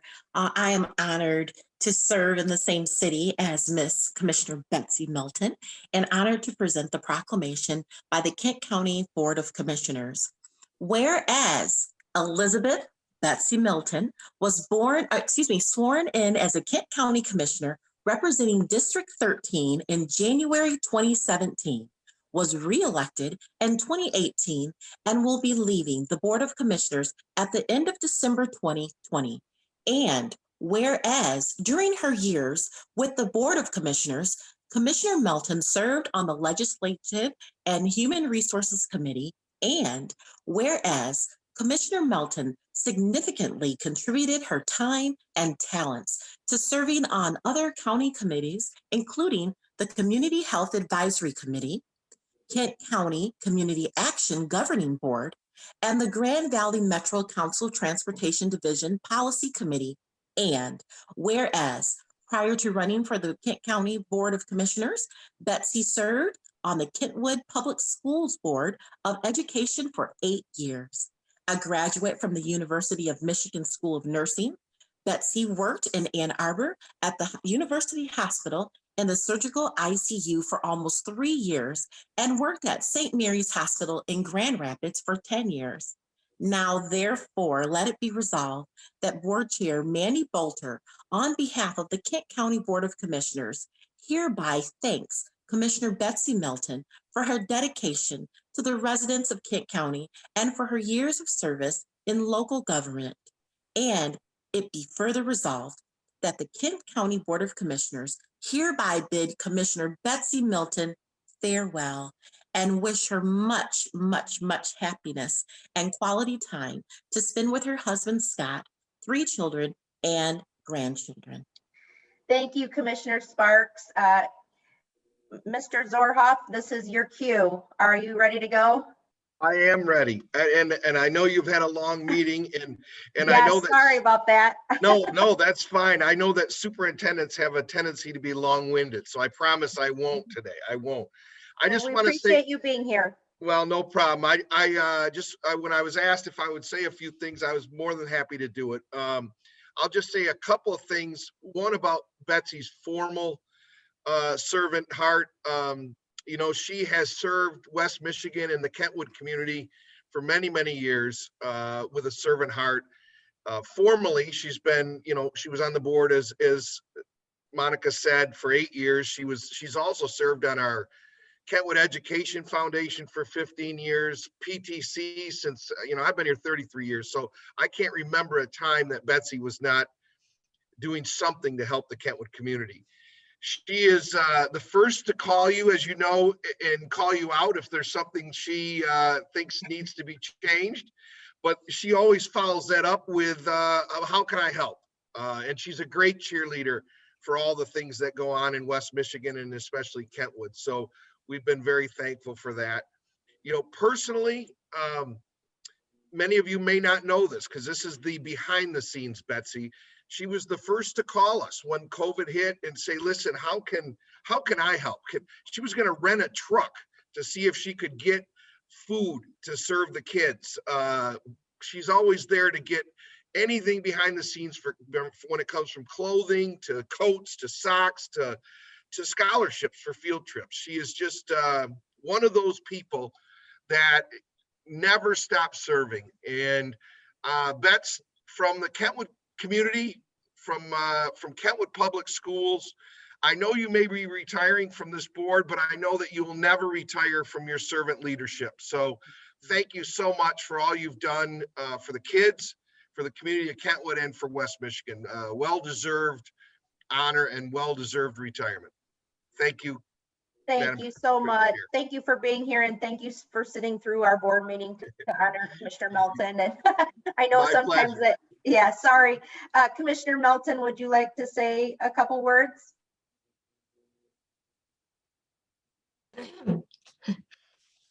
Just no. Thank you. I serving Kentwood is just such a tremendous honor. There's no other thing that I can think of other than maybe my grandkids that brings me so much enjoyment and joy. And being on the Board of Commissioners, I just was saying to Scott last night, when I decided not to run in March, I had great thoughts of what I was going to do next year as far as travel, and that will be put on hold. But I really didn't anticipate how difficult leaving all of you and this and being part of the county is. It's way harder than I thought it would be. So Michael, thank you so much for what you said. It's obviously very mutual. Yeah, thank you. Thank you, Commissioner Melton. All right, we're going to move along to honoring Commissioner Talon. Can we have that up? And I do have Carol Hennessy is ready to go in reading our proclamation. Commissioner Hennessy. Thank you. It's my honor to be able to read this proclamation to honor Jim Talon, because it was in January 1993 that Commissioner Jim Talon first began his career in public office and served as a county commissioner for 8 consecutive years. And whereas Commissioner Talon returned to public office and was elected as a county commissioner to represent District 16 in January 2009, later it was changed to District 15, and after serving the residents of Kent County for 12 consecutive years, Commissioner Talon will be leaving this Board of Commissioners at the end of this present term of office. And whereas during his tenure on the board, Commissioner Talon served on the Legislative and Human Resources Committee, where he served multiple terms as vice chair, as well as on the Finance and Physical Resources Committee and Executive Committee. Commissioner Talon was elected by his peers to serve as the board minority vice chair in 2020 and had his last meeting this morning. And whereas Commissioner Talon significantly contributed his time and talents to serving on other county committees, including the ACCET Board, Area Agency on Aging, Community Corrections Advisory Board, and the Community Mental Health Authority Board. Most notable throughout Commissioner Talon's career as a commissioner was his involvement and success with the Prevention Subcommittee, the Downtown Development Authority, and his appointment to the Michigan Joint Task Force on Jail and Pretrial Incarceration. Now therefore be it resolved that Board Chair Mandy Bolter, on behalf of the Kent County Board of Commissioners, hereby thanks Commissioner Jim Talon for his dedicated service, his contributions to local government, and his sincerity to his constituents and residents of Kent County. And be it further resolved that the Kent County Board of Commissioners hereby bid Commissioner Talon farewell and wish him much happiness and success in his well-deserved retirement. Signed by Mandy Bolter on behalf of all of us, and it appears as though there is a gift here for him of a compass. Yes. And may it take you multiple directions in your future, Jim. We will miss you. Thank you, Commissioner Hennessy. I do have a couple of guests here to speak to Commissioner Talon's service. One could not make it and has asked Commissioner Bukowski to convey her thoughts. Commissioner Bukowski. Thank you, Chair. Jim, this is from Jan Earl, who is hiding up in the North Woods, and her internet connectivity is suspect. So she texted this to me. As the now retired executive director of the Heritage Hill Neighborhood Association, I worked closely with Commissioner Jim Talon for many decades. Jim is the definition of a public servant. He is responsive, he works hard, and he shows up. Jim's thoughtful approach and vast network of expertise brings much to the table. He respects and appreciates people from all walks of life. From the small issues to broad community needs, Jim was my go-to guy. He understands street-level needs and can bridge bureaucracies to make government work for his community. His involvement with Pleasant Park was a highlight of our many shared actions. This once county-owned crumbling asphalt parking lot is now a 2.5-acre community green space. It's a joyful place for both South Hill and Heritage Hill neighbors to play.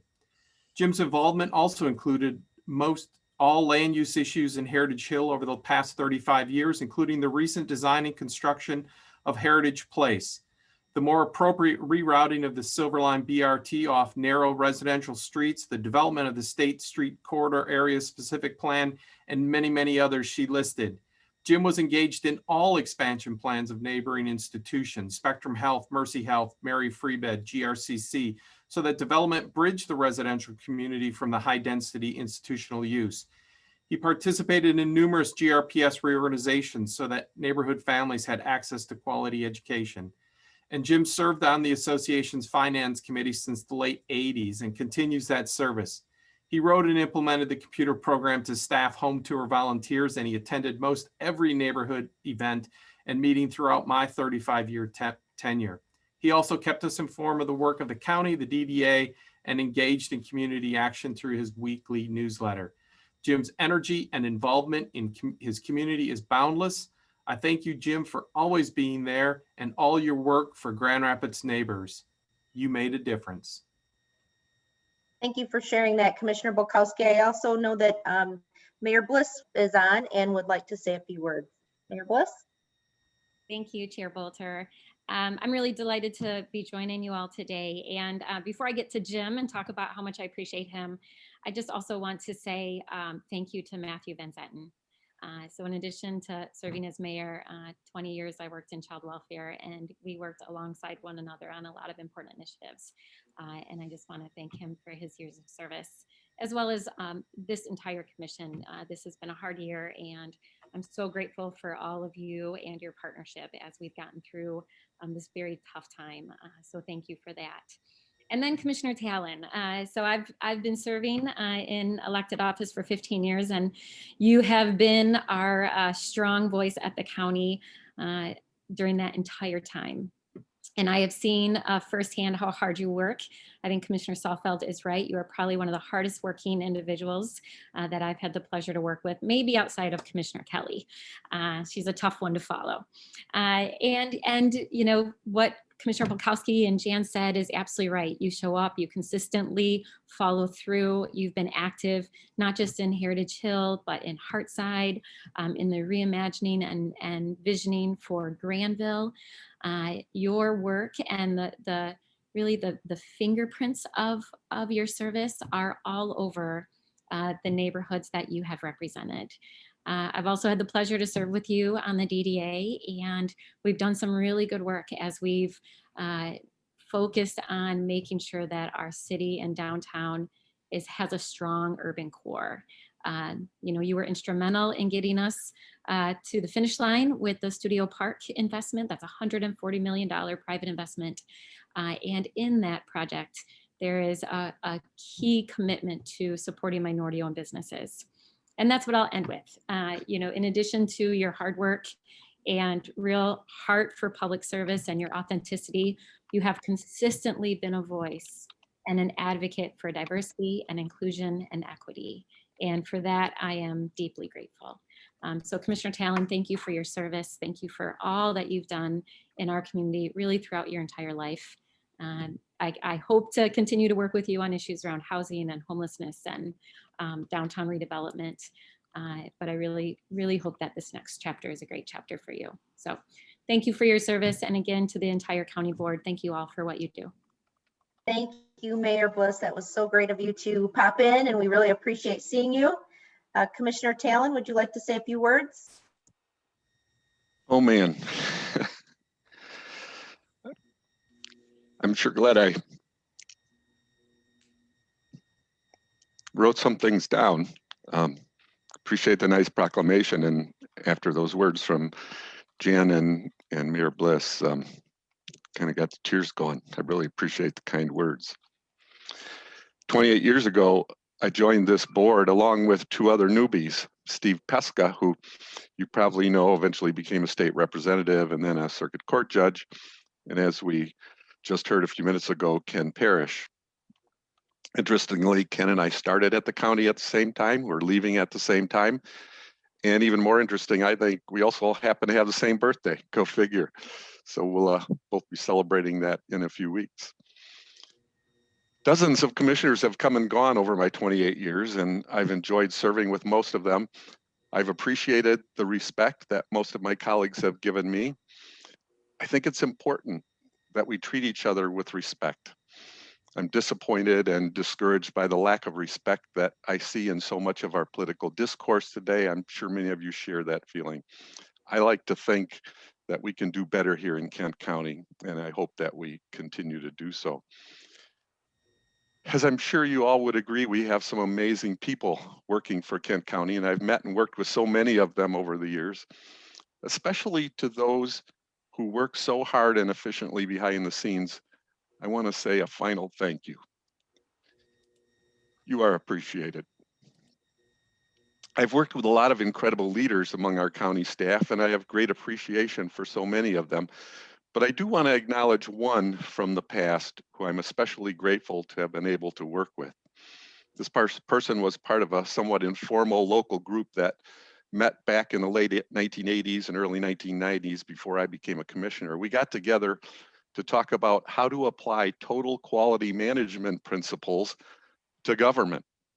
Some names you might be familiar with who were part of that group included George Hartwell, Beth Banstra, who I think might have been a county commissioner at the time, Fred Keller, and a guy who was the city manager of Rockford. I really liked that Rockford guy and was very happy when he ended up being hired as the deputy administrator for the county. And of course, that guy, Daryl DeLabio, was a shoo-in to take over the administrator job when it opened up a couple years later. I've never stopped appreciating Daryl. I also want to acknowledge another longtime county staff person whose significant contributions, I think, have been underappreciated. Roger Sabine was working as a landscape architect for the Parks Department when I joined the commission. Over his years with the department, eventually as its director, he worked hard at developing relationships with people who owned property next to our parks. He knew all the neighbors and the neighbors knew him. Those connections that Roger nurtured have paid off over and over in our ability to expand our parks over the years. Roger sometimes came off as kind of a curmudgeon-y guy, but he had a heart of gold and a vision for parks that continue to bear fruit today. One other historical observation I want to share with you all is how the county's service footprint, the things over which it has direct administrative control, has shrunk over the past 28 years. Since I joined the board in 1993, the county has spun off Kent Community Hospital, Kent County Libraries, Community Mental Health, which became Network 180, John Ball Zoo, and most recently, the Gerald R. Ford Airport. We added Community Action a couple years ago. So we're basically left with community health, parks, public works, and community action. I don't know what all that means, and one might be inspired to ask, so what? Since I won't be around to ask that question, maybe someone else will feel inspired to ask it later on. If I could leave you with one final parting thought, it would be this. I know how much we cherish Kent County's AAA bond rating. I've learned to live with that and even appreciate it, I guess. I wish, though, that we cherished eliminating the inequity in infant mortality for our Black and brown babies just as much. I wish that we talked about the inequities of lead poisoning among Black and brown children just as much. And I wish we debated the effects of homelessness on physical health, on mental health, and on child development just as much. I leave you with this challenge: to focus as much on reducing infant mortality, eliminating lead poisoning, and ending homelessness as you do on acquiring another AAA bond rating. It's good and important work that we do. Thank you for letting me reflect just a bit on my history in it. And thank you for the incredible opportunity to work together with all of you to shape a better Kent County for everyone. I wish you all the best as you continue that work in the coming years. Thank you, Chair Bolter. Thank you, Commissioner Talon. All right, as mentioned, we're going to leave all of our colleague comments to miscellaneous. So we have two more of our colleagues to honor. And next up is Commissioner Voorhees. And I will be reading this one, and Pam, you'll have to move the screen up as I as I move along. Commissioner Harold Voorhees was sworn in as Kent County Commissioner representing District 9, later changed to District 8 in January of 2003. And he will be leaving the Board of Commissioners at the end of this term. During his nearly 8 years on the Board of Commissioners, Voorhees has served as chair of the Finance and Physical Resources Committee and as a member of the Executive Committee. Commissioner Voorhees significantly contributed his time and talents to serving on other county committees, most notably the John Ball Zoo Board of Directors, Friend of the Corps Engagement Task Force, the Grand Rapids Kent County Convention Arena Authority Liaison Committee, Community Mental Health Authority Board, Pension Board, Drain Board, Senior Millage Review Committee, Millennium Park Architectural Advisory Review Board, and Foreign Trade Zone Board. I don't know if there are any other boards, but it seems like you may have served on them. Prior to his career with Kent County, Commissioner Voorhees was elected to the Wyoming City Council in 1987 and elected mayor of Wyoming in 1991. In 1993, Commissioner Voorhees held a seat in Lansing for 6 years as the state representative of the 77th House District, representing the residents of Wyoming and South Grand Rapids. In 2005, Harold began a business called Cookies Unique LLC, aka Steenstra's Windmill Cookies, and has blessed our Board of Commissioners and many companies and organizations with these wonderful and delicious cookies.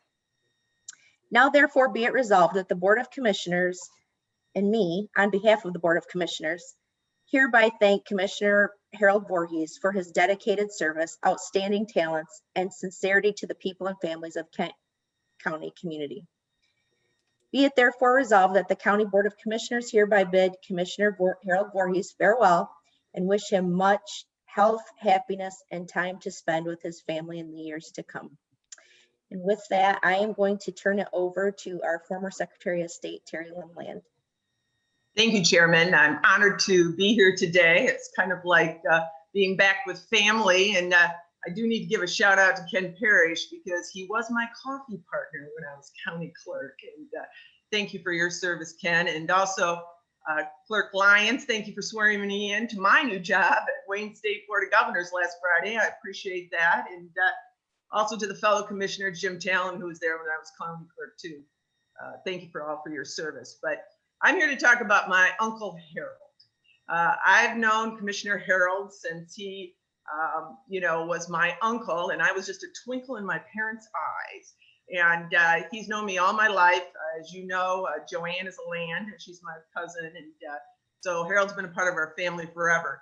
And one thing about Harold, it's about his service. Harold is all about service. And as he mentioned earlier today, he has a merry heart, as we know, and he always gives service with a smile, whether it was serving in Wyoming on the city council or mayor. And I do think, you can correct me, Harold, but I think mayor was one of your favorite jobs. You truly enjoyed being mayor of the city, and you relished having that opportunity. And then, of course, he went off to the state legislature, which was the same time that I ran for county clerk.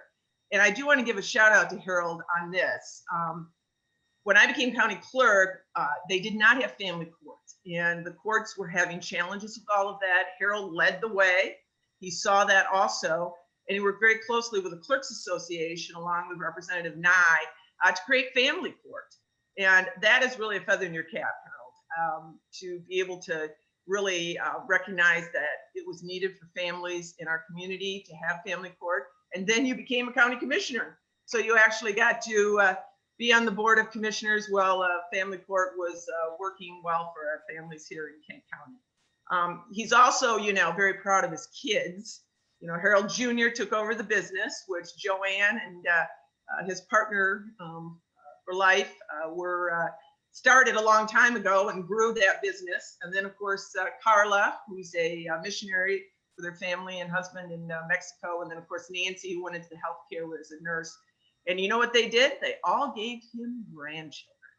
He has many grandchildren, as he probably shows you all. He's very proud of them all. I know he'll enjoy spending time with them. And that's just definitely his pride and joy, he and Joanne.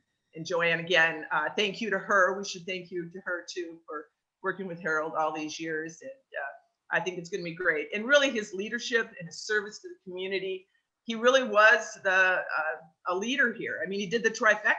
I mean, he was county, city, and state. There ain't very many people that can say that, Harold. So good job. We're very proud of you, and thank you for your service. We know that you're going to continue to serve because Harold is a Rotarian. I'm a Rotarian, so we're going to continue to serve in that area.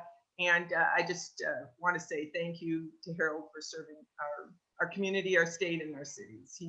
He's been wonderful, and I'm glad you're a family member, Harold. And thank you to the whole Board of Commissioners too, just for all of your service. Thank you so much. Thank you so much, Terry. We also have Dave DeShaw joining us today. Dave, are you there?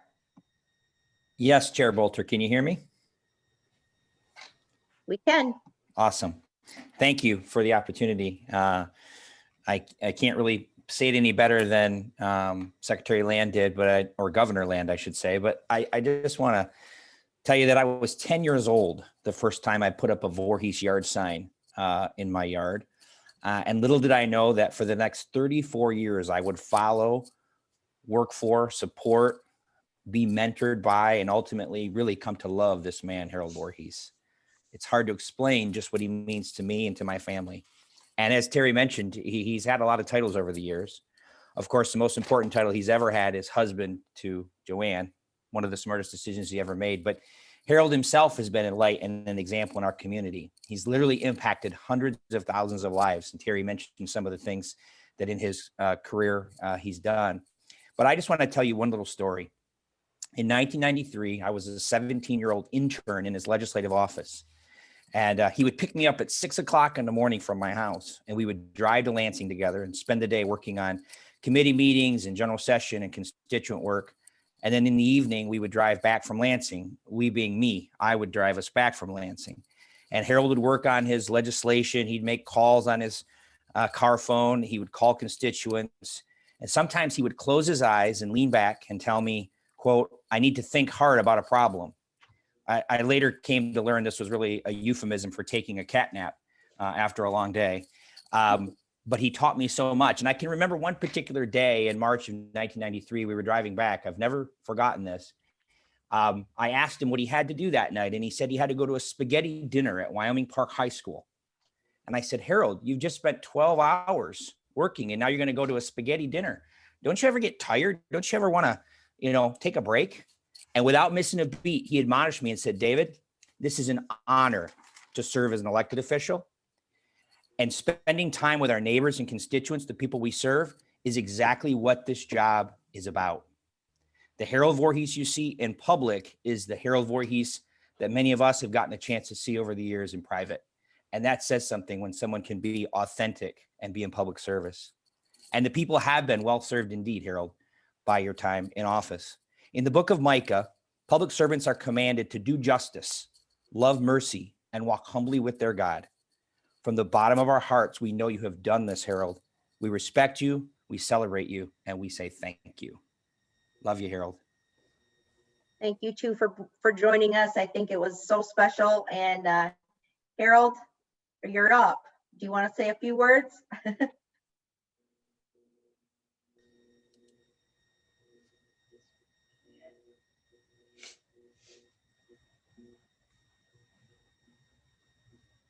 Do you hear me?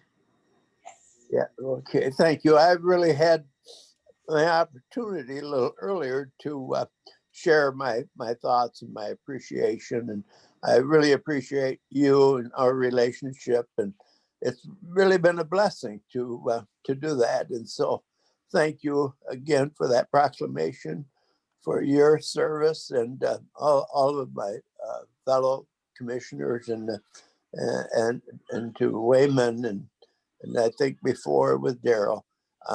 Thank you. God bless you all. Merry Christmas. Thank you, Harold.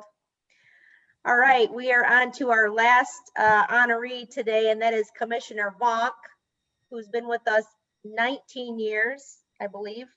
And I will ask Emily Breevy to read his proclamation. Commissioner Breevy. Thank you. Thank you, Chair Bolter. I'm honored. After, hearing from all of our staff members and elected officials, the 6 people that we've honored today, there's over a century of public service. So this is huge. And these people have all contributed greatly. And I'm honored to say this about Commissioner Vonk. Commissioner Theodore Vonk was sworn in as a Kent County Commissioner representing District 4 on January 2, 2001, later changed to District 1 in 2003, and will be leaving the Board of Commissioners at the end of December 2020. During his 20 years on the board, Commissioner Vonk has served as Chair and Vice Chair of the Legislative and Human Resources Committee, as well as Board Vice Chair in 2011.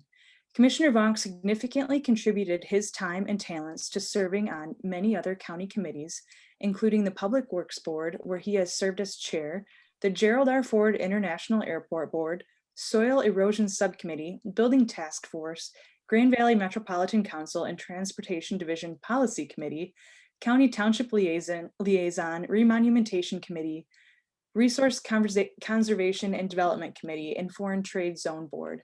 And prior to serving as a county commissioner, Ted was Plainfield Charter Township trustee from 1980 to 1996, township supervisor from 1996 to 2000, and was a military staff sergeant for the Michigan National Guard from 1966 to 1972. Now therefore be it resolved that Board Chair Mandy Bolter, on behalf of the Kent County Board of Commissioners, hereby thank Commissioner Ted Vonk for his leadership and dedication to the residents of Kent County in the years of service in local government. Be it further resolved that Kent County Board of Commissioners hereby bid Commissioner Ted Vonk farewell and wish him much happiness in his retirement. Congratulations, Ted. Job well done. Commissioner Brevi. Awesome. We do have two guests today to speak on behalf of Commissioner Vonk. Doug Wood, are you still with us? I am. Can you hear me? Welcome. We can hear you. Okay, thank you very much. Some of the board members may not know who I am. I'm the retired board or Department of Public Works director. And, you know, during this COVID period of time, you have an opportunity to reflect on your past and your career and things that you've accomplished, but you didn't accomplish them alone.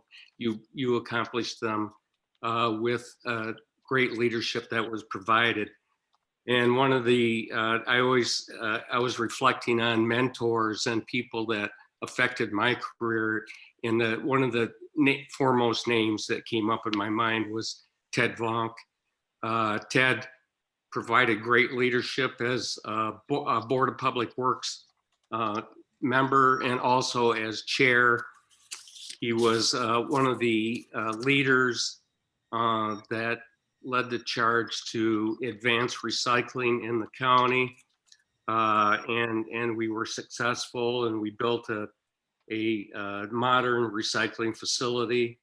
And also some of you board members may not know that, but the Board of Public Works and the department provided water and sewer services for townships and cities for about 30 years. And during my tenure as director, we began to phase that out because a lot of the townships and cities wanted to take it over themselves. And Ted, as Board of Public Works chair, was instrumental in those negotiations to transfer those operations back to the townships and cities. And that was accomplished and successful. And, you know, Ted always provided time to meet with me at whenever I needed to sit down with him. We at least met once or twice a month to go over agendas and things like that. But not only that, talk about business, but we talked about family. Ted was a family person, family man, and he asked about my family and I asked about his family. And, you know, when you develop relationships, that's important. I do have to say, some of you may know that many years ago, Ted was involved in a terrible motorcycle accident, and he had to have a number of surgeries. And he had to go through rehabilitation.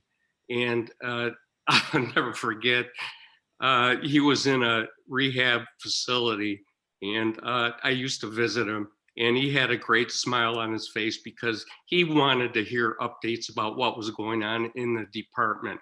And he really served his constituents, and he wanted to make all the improvements that he could related to what we did in the Board of Public Works. I do, finally, I just wanted to say I have been on his motorcycle. He went from a two-wheeler to a three-wheeler, and one day he picked me up and we went for a ride. And also I've been in his Corvette. So that shows you the type of relationship that we had as he was a commissioner. And I really appreciate the work that he's done. Thank you. Thank you so much for being here, Doug, and bearing with us for this long meeting, but we really appreciate you coming in to honor Commissioner Vonk. And last but not least is former Commissioner Art Tanis. Artie, are you there?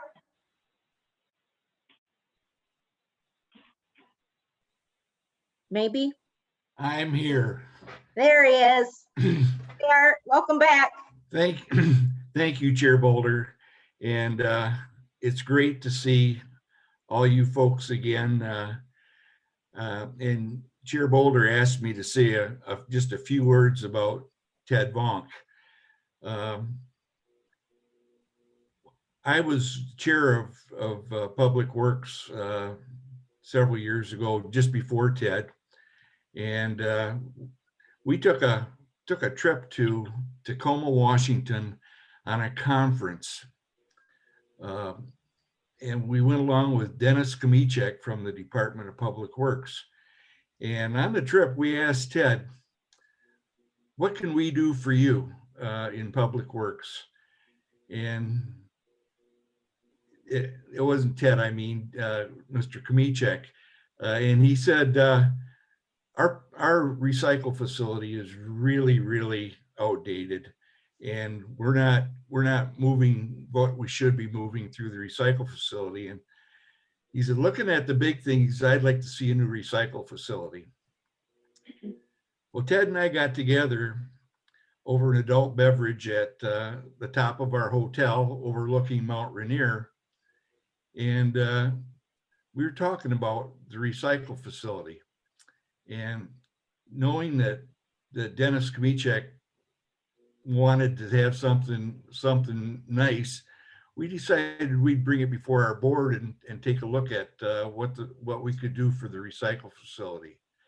Well, needless to say, everybody came on board with us, and we wound up with a state-of-the-art, first-class, single-stream recycle facility.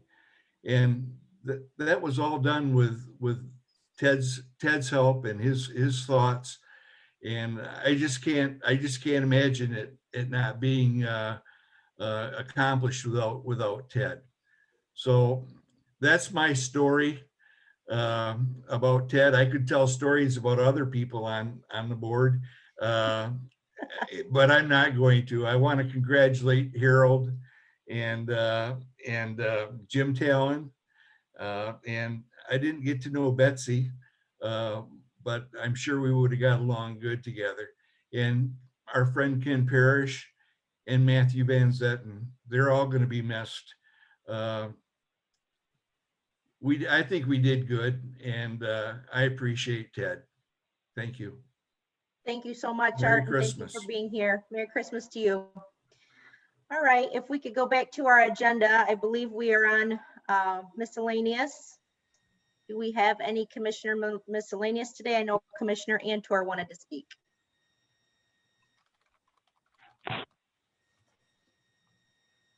Commissioner Antor.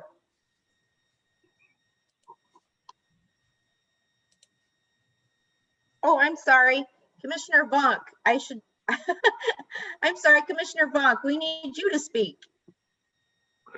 Yes, thank you, Chair Bolter. I just have a few words and I'll keep it short.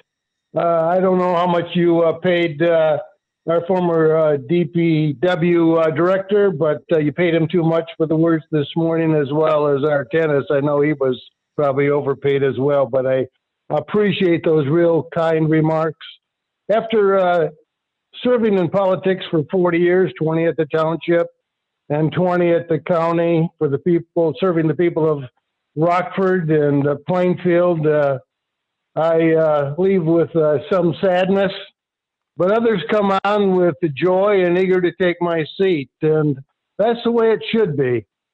Some 40 years ago, I heard a sermon of an old pastor, and I don't remember a lot of sermons, but this old pastor was moving on, and he was giving his farmhouse and land and his bass pond to his son, and he was moving to Arizona.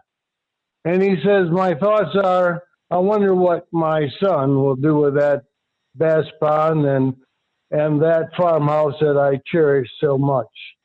I pass that bass pond and that farmland and that farmhouse on to you, and I wonder what you, as this new board takes root, and what you will do with that bass pond and what you will do with that farmhouse. I worked for Procter & Gamble for 30 years, and one thing they said, we're not going to have our image tarnished. And the same should be said of this county, and it hasn't been tarnished as long as I've been here, and I would never want to see it tarnished. And you should maintain that image that we have, the image of leadership and the moving forward, and be the tip of the spear, and to be the shining light, in which we have been for so many years. Over my 40 years, my wife has never attended one meeting. Not because she didn't want to, because I didn't ask her to, but she attended many dinners with me, countless dinners and other meetings, and many times she said, you know, I don't know anybody there, but she was my sidekick and made it all possible that I could serve these 40 years. And I thought, well, she'll be attending this meeting, and maybe with my family as well.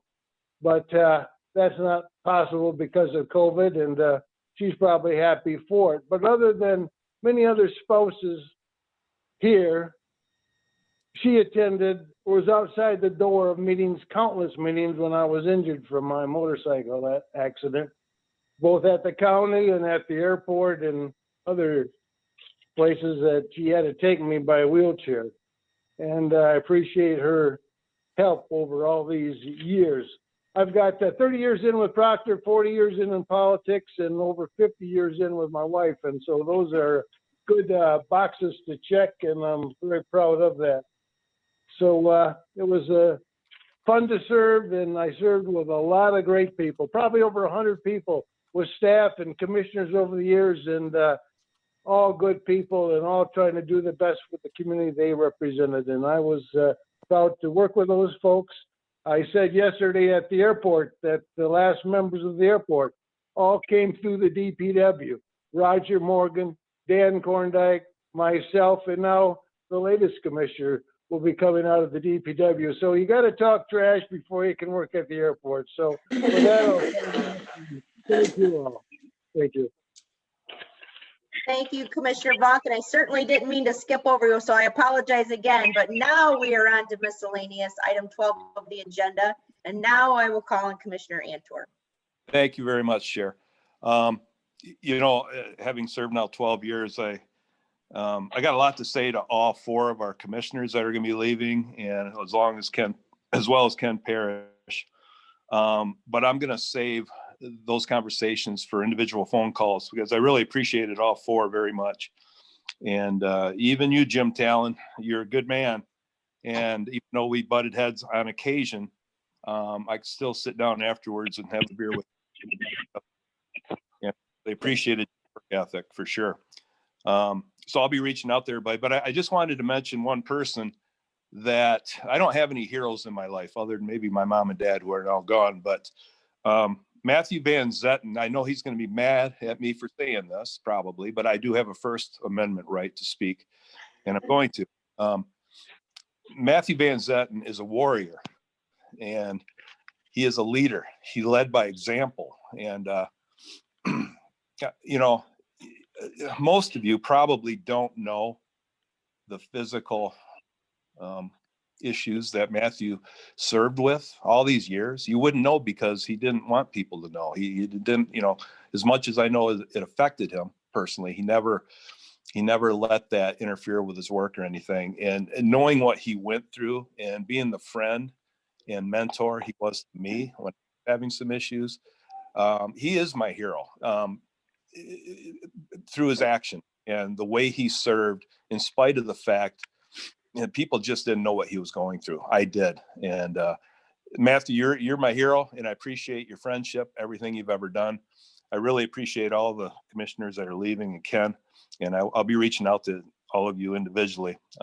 So anyhow, I just wanted to say that. And also real quickly, Jim Talon mentioned Roger Sabine. I could not agree with him more. I think Roger was a great man, did a lot of stuff that maybe was underappreciated, but I really liked him and what he did. So thank you for the time, Chair. Thank you, Commissioner Antor. Commissioner Jones. Thank you, Chair Bolter. I want to start with also going through just moments for every single one. I've been a commissioner now for 7 years.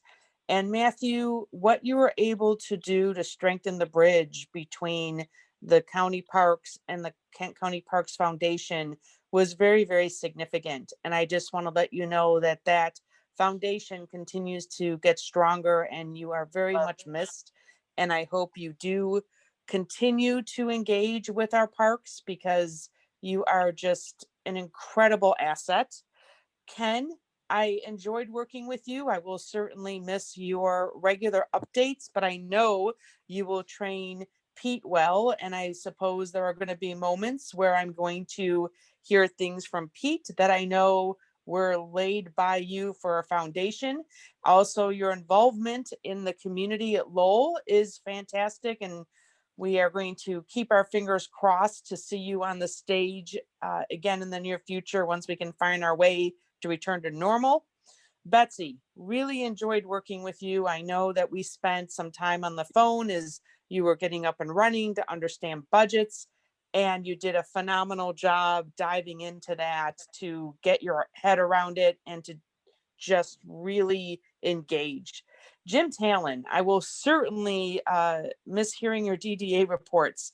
You know, there was no doubt come report, Jim had one from the DDA, and your passion will also be missed. Ted, the very first time we said hello, you set me on a course that helped bring all of this for me to a comfort level. He said, you know, don't you have local experience? I said, I do. And you said, just take what you know, add more zeros, add a few other columns, and you'll be just fine. And that was so reassuring when you come in, especially under the circumstances I had, and you had a little deer in the headlights look. And that just absolutely laid a solid foundation for me. And for that, I will be forever thankful. Harold, longtime finance committee mentor for me, it was very hard on Tuesday.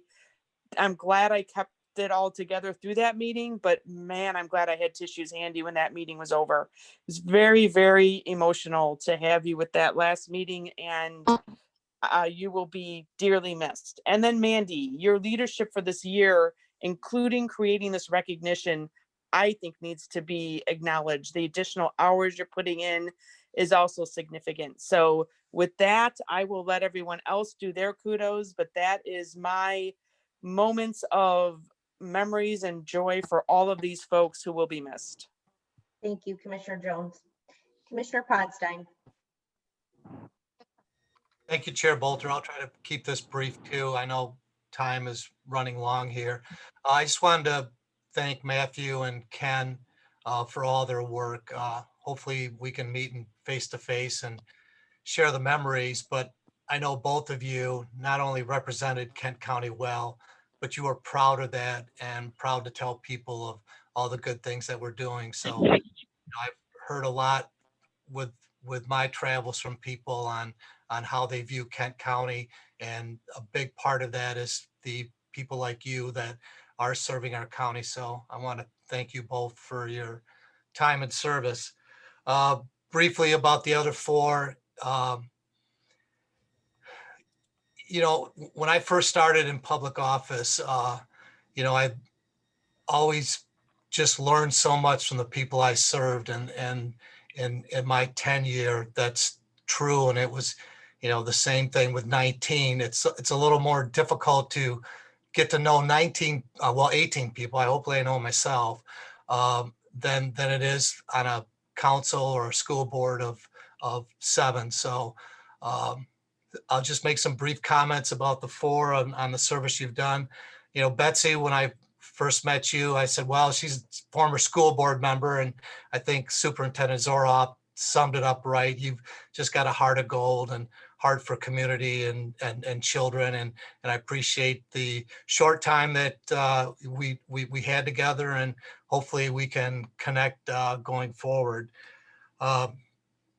Ted Vonk, you know, thank you for your service. You know, I saw in your proclamation that you were sworn in 1980, and that's when I began too. And the thing I respected most about you is that, you had that wealth of experience behind you, and you just had a way of cutting through the chase, kind of prioritize what is important, and you delivered that in a thoughtful and kind way. And we didn't always agree on things, but I respected you for the service that you've done and the service to our county. Jim Talon, I think of the 18, I think I got to know you the best, and that's just on what we were involved with.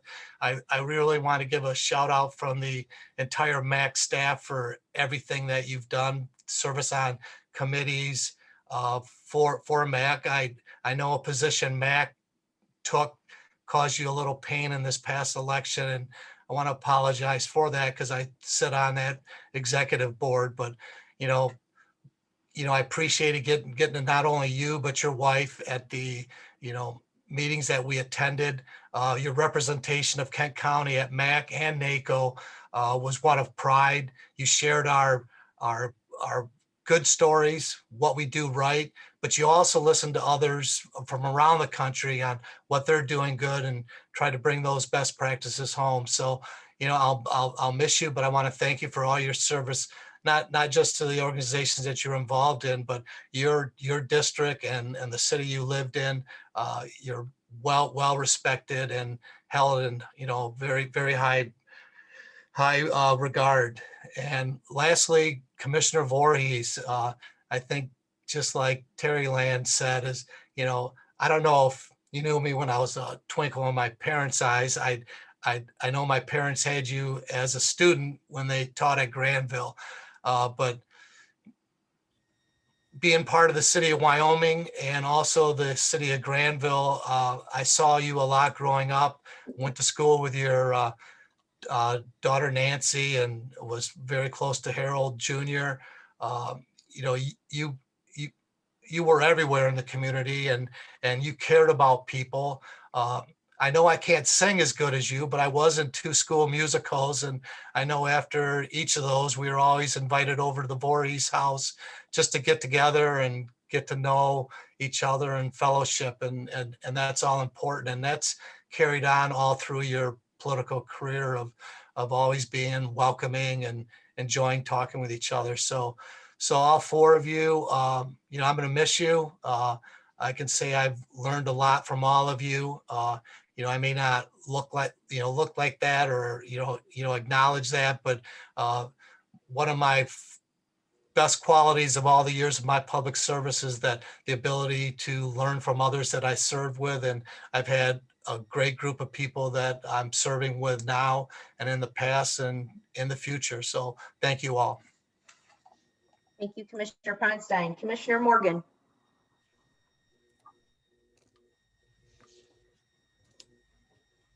Commissioner Morgan, are you still with us?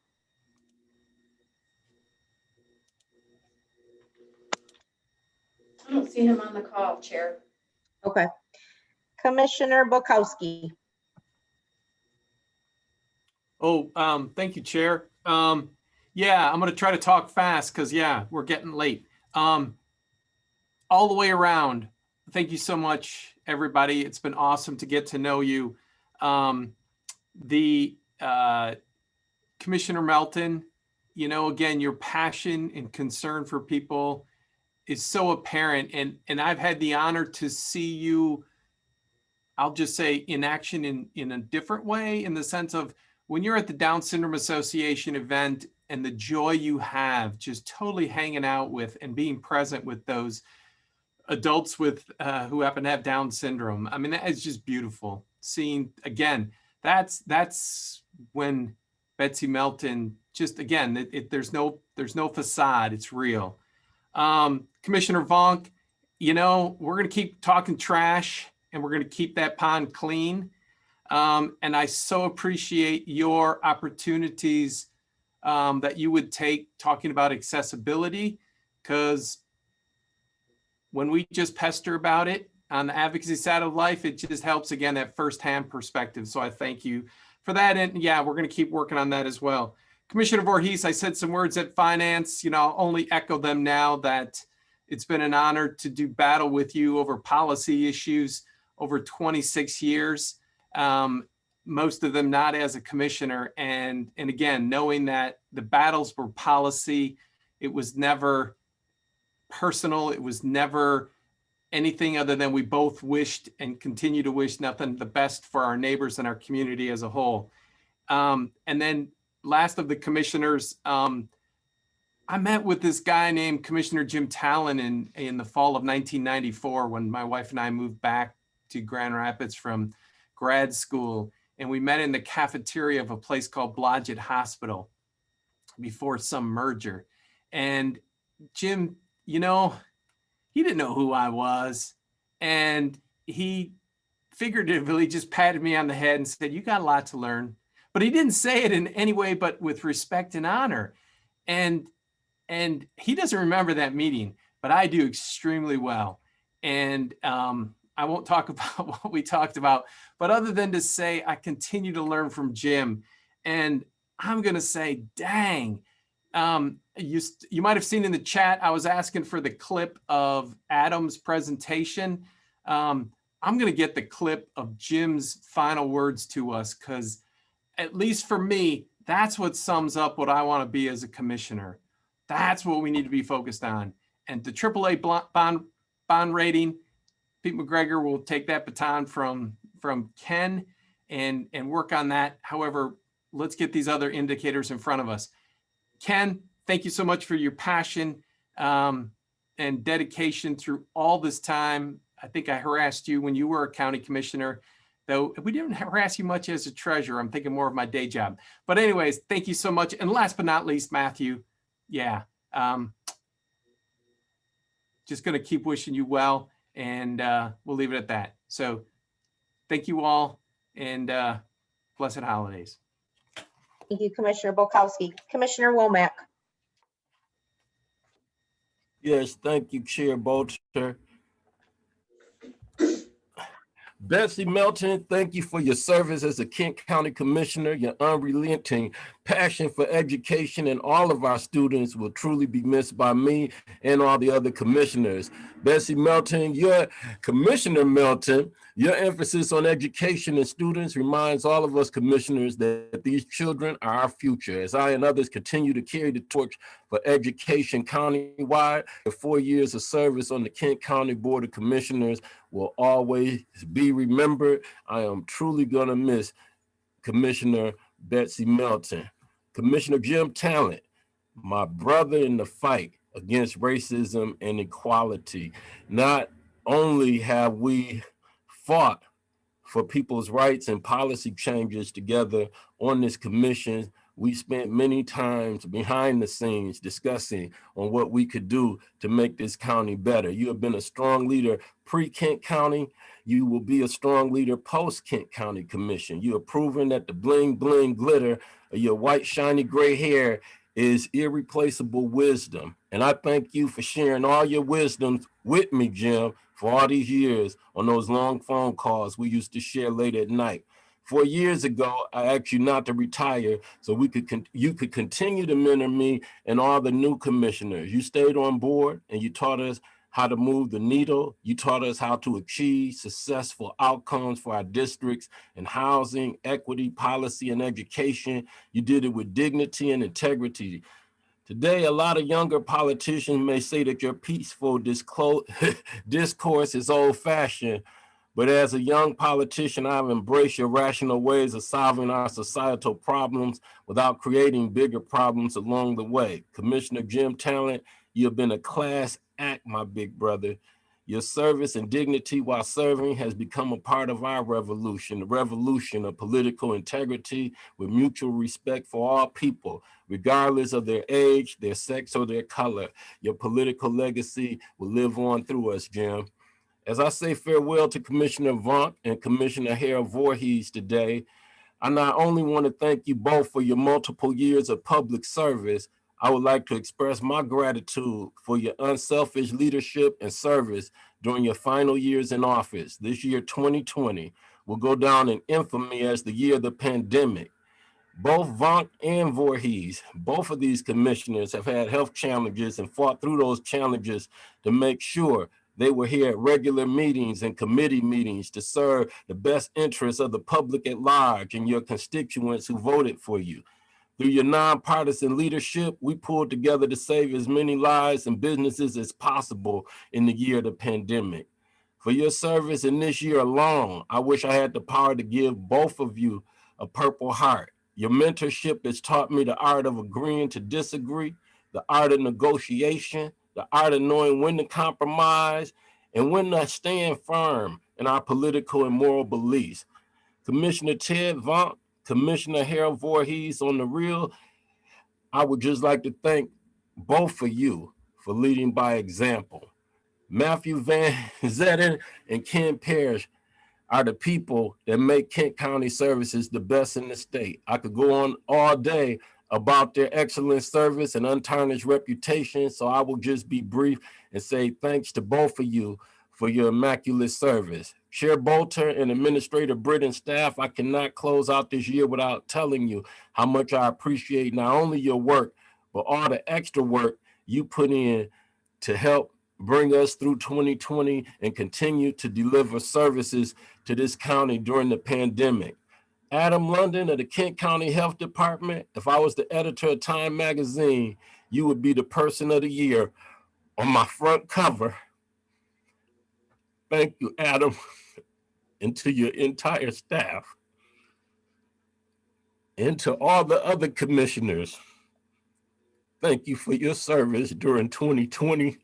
It's very hard out here on people of color in my district as we have higher numbers of COVID-19 and business losses than any other race or ethnic group. So I just ask the commissioners to continue to think in a nonpartisan fashion in 2021 as we do all we can to save lives and businesses. Thank you, Chair Bolter. Thank you, Commissioner Womack. Commissioner Wooden. Thank you, Chair, and thank you very much for the heartfelt comments by my colleague just previously. To not belabor more of our proceedings, I will save most of my comments for individual conversations like others have mentioned, but all I will say is when one is in their first term in public office, as I have been, and also a young man in his life, often the people you work with end up being teachers, even if they don't plan to be, and even if they the lessons aren't predicted, but either through their example or through conversations and mentorship, they become teachers. And that has certainly been the case with all 6 of the people who are departing this board and this government. From our 4 commissioners, Voorhees' example of the cheerful heart, Vonk's service in educating me about how to serve Plainfield well, and Melton's encouragement and passion for her school district and for her community. And Talon has been a teacher and mentor of mine since I was 18 years old and growing up in Heritage Hill. And certainly since I have joined this body, learning from both Ken Parish and Matthew Vanzetten has been invaluable. And I have missed Matthew throughout this year, and echo the hope that we could have certainly used his sage wisdom and experience in this pandemic, and we'll certainly miss Ken's ability to serve. With that, I will just thank everyone for their time and service, and wish all of you a happy new year and a happy holiday season, however you celebrate it. Thank you. Thank you, Commissioner Wooden. Couple more. Commissioner Skaggs. Thank you, Chair. So yeah, as Commissioner Breivy mentioned, over a century of service from these 6 distinguished people that are moving on. And, I can't say anything but to really support how they've lived their lives for such a long time to serve the public. It's a rare breed that goes ahead and puts their name forward for election or serves on the staff at a senior level. And it's really important that we have those people out there that are doing such good work for our constituents and for everyone. And it's been a long time. Right before the meeting started, Ted and Harold were talking about some people who could remember Jerry Ford, you know, and now Governor Land talking about twinkles in her eyes. So it's the end of an era for so many people right now. And I want to thank them for their service. Just briefly, Harold Voorhees, I've sat next to Harold for the last 2 years and gotten to know him. He's laughed at every single joke that I've made in the peanut gallery as I lean over. I'm not sure he heard every one of them. At least that's what people tell me. But he did laugh at every single one of them. So when I hear from so many people that he served with a merry heart, that's absolutely true. To Ted Vonk, you know, my first appointment was to the Board of Public Works, which Ted chaired. You know, he would always talk about the hogs that used to eat the garbage on the island in the Grand River. I'm not sure if that was personal experience of viewing that, but he's taught me so much about this really important service that we do for our community. And I just really admired his love for his district that he always referred to as the kingdom. And so Ted, I wish you well as you return back to your beloved Plainfield Township and the kingdom. To Betsy Melton, as others have said, you know, Betsy has an incredible heart. She's been a moral focus for me, and I think for a lot of this commission. And her love for Kentwood just, as we heard today, you know, goes back as long as anyone can remember. So thank you for your service, Betsy. For Jim Talon, what an amazing advocate for his community and for downtown. And that advocacy work will be greatly missed. Ken, appreciate all your work from the land bank to, I think, an undefeated record on the AAA bond rating. Matthew Vanzetten, there's a lot of things that we share privately and publicly. It's a blow to this community to not have you with us anymore at the county. I appreciate everything that you did. I know we worked most on Ready by 5.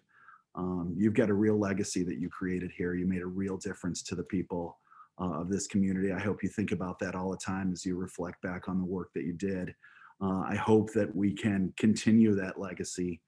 You know, I feel as if this community was cheated out of the time that we all wanted to have with you with us. And I know that, you know, your next great task was going to be on growth by choice. I hope we can continue that. So to everyone, thank you so much for your service, such a great calling and such amazing work and accomplishments that you've done. Merry Christmas, Happy Holidays, and Happy New Year, and see you all in the future. Thank you, Or Commissioner. maybe at 2 p.m. Commissioner Skaggs, yeah. 2 more, Commissioner Hennessy. Thank you. I think listening to everybody has just made my comments longer, not shorter, but I really appreciate everybody in Kent County for this year. Mandy, I appreciate everything you've done to create this moment for all of our departing staff people or people who are transitioning into other aspects of their life at this point. And Ken Parish, I think, as he's leaving, his department sort of epitomizes the service. He's led that department well, and the people within his department are really there. They're knowledgeable. They're there to meet the needs. And I think that says a lot about himself, and it says a lot about Kent County and how we deliver services. And Matthew, you know, yeah, you've made a difference in this community, and I miss you. I miss you all the time. And hope that we can talk further, you know, as the future days come about. Ted Vonk, he was the first person I sat next to as a county commissioner, and all of his years of experience and work and as an elected official, he sometimes will say about issues, he'll sort of say, I don't know about that one. And otherwise he'll go and he'll say, as the conflicts would come up, well, we'll see how this all works out. It's his calm and his just, you know, we've been down this road. It'll all come together. It'll all work out type of attitude. And like Doug Woods, I have been on that motorcycle. I have been on that motorcycle for veteran parades because he always shows up for anything to do with veterans, and I appreciate that. Betsy, I think you did help to bring a new awareness for all of us, and your years of education have certainly informed you, informed us now. Your experiences as a mom to exchange students has also brought a different depth of perception on your part. And I have to agree that, you know, it's your servant's heart that shines through and always adds something to the discussion for all of us. Jim Talon, even as I listened to you this morning at executive committee and listened to your comments here, you're always prepared, you're always concerned, you always ask the right questions. Your questions are always just right on. And, you know, and it is always, you bring it all together, and it's always about the people, and it's always about the equity of what everybody's doing and how do we reach out a little bit more and a little bit more effectively. And Harold, I mean, I could go on about Harold. I can he's just affected my attitude towards service in so many ways. It was way back in 2012 after reapportionment, and he put his arm around me. We were at a senior millage meeting, and he put his arm around me and he said, "I really like you, Carol, but I'm going to be supporting your opponent in this election." And he said, "I want you to know it's just a matter of R's and D's." And and it just is always stuck with me because it's the civility that we have, that we need. And it reminds us that we may be opponents, we may be Republicans, we may be Democrats, we may think this about this issue, that person may think something different, but in the end, we can discuss it, and we're opponents, but we're not enemies. We all work together. And then the other story I have about Harold, and I hope he takes this into his retirement. He was talking this morning about his antique vehicle, and it once had a Carol Hennessy for County Commissioner sticker on it during one of these campaign seasons. And he said, I don't know how I'm going to drive the car now. I can't turn to the left. Well, Harold, you're getting this compass now, and I hope it takes you in all directions in your future, and you're allowed a few left turns now. So I wish you all the very best. Thanks. That's awesome, Carol. I think we have one more, Commissioner Steck. Yes, thank you, Chair Bolter. So it's pretty risky business going last in this group. So to make comments that are not redundant is going to be challenging. But let me just start by again thanking, as my colleagues have, the hard work, the dedication, the commitment of Matthew Vanzetten and Ken Parish, both of them to me reflect what it truly is to be a public servant. And I think both of you shatter that common perception of what a public employee or what a public committed employee is about. You're not the guy standing at the road leaning on the shovel. You are the shovel. So thank you for your years of service, and your impact will be felt long. It's always wise to look for examples to pattern after, to follow. And for me, the four retiring commissioners are my patterns. Commissioner Vonk, Commissioner Voorhees, Commissioner Talon, Commissioner Melton, each of you in a unique and special way have served as a special pattern and example for what it is to be a public servant serving as a commissioner. The passion you bring to this job, the commitment to your constituents, the wisdom, the capacity to engage in deliberations with all of us with civility and with respect is the kind of behavior, the kind of commitment, the kind of commissioner that I want to be. And I think that you have served as that example for all of us. So while we go forward next year without that 50+ years of wisdom and experience, which will be sorely missed, of course, I think you can rest assured that the impact that you have had on all of us and on this institution, on this county, will continue to be there and will continue to have an impact and will be remembered. So thank you for all of your service. All right, with that, I will round this up and I will try to be brief. I know we're very long today, but it was very important to me and I know to staff and our colleagues to honor the 4 of you leaving and Matthew and Ken. There's no good way to do it virtually. This was the best way we knew how to do it. And I apologize again for the length, but I'm so thankful that we had people who were willing to stick with us and oh, I think I'm getting some background, sorry. And honor you today. And it's truly an honor to honor you. So with that, I will be as brief as I possibly can. Betsy, heart of gold, you were always there for a reassuring word of thankfulness to me. It meant a lot.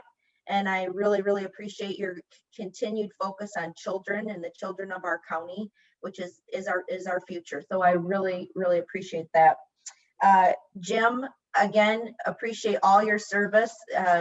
You were a very hard worker. You were very committed to your causes and your district, and that is not going to be unnoticed and clearly was not today. And we really appreciate that service. Ken Parish, my first year as board chair going to New York with you, I was holding my breath the whole time, praying to God I'm not the chair that loses the AAA bond rating.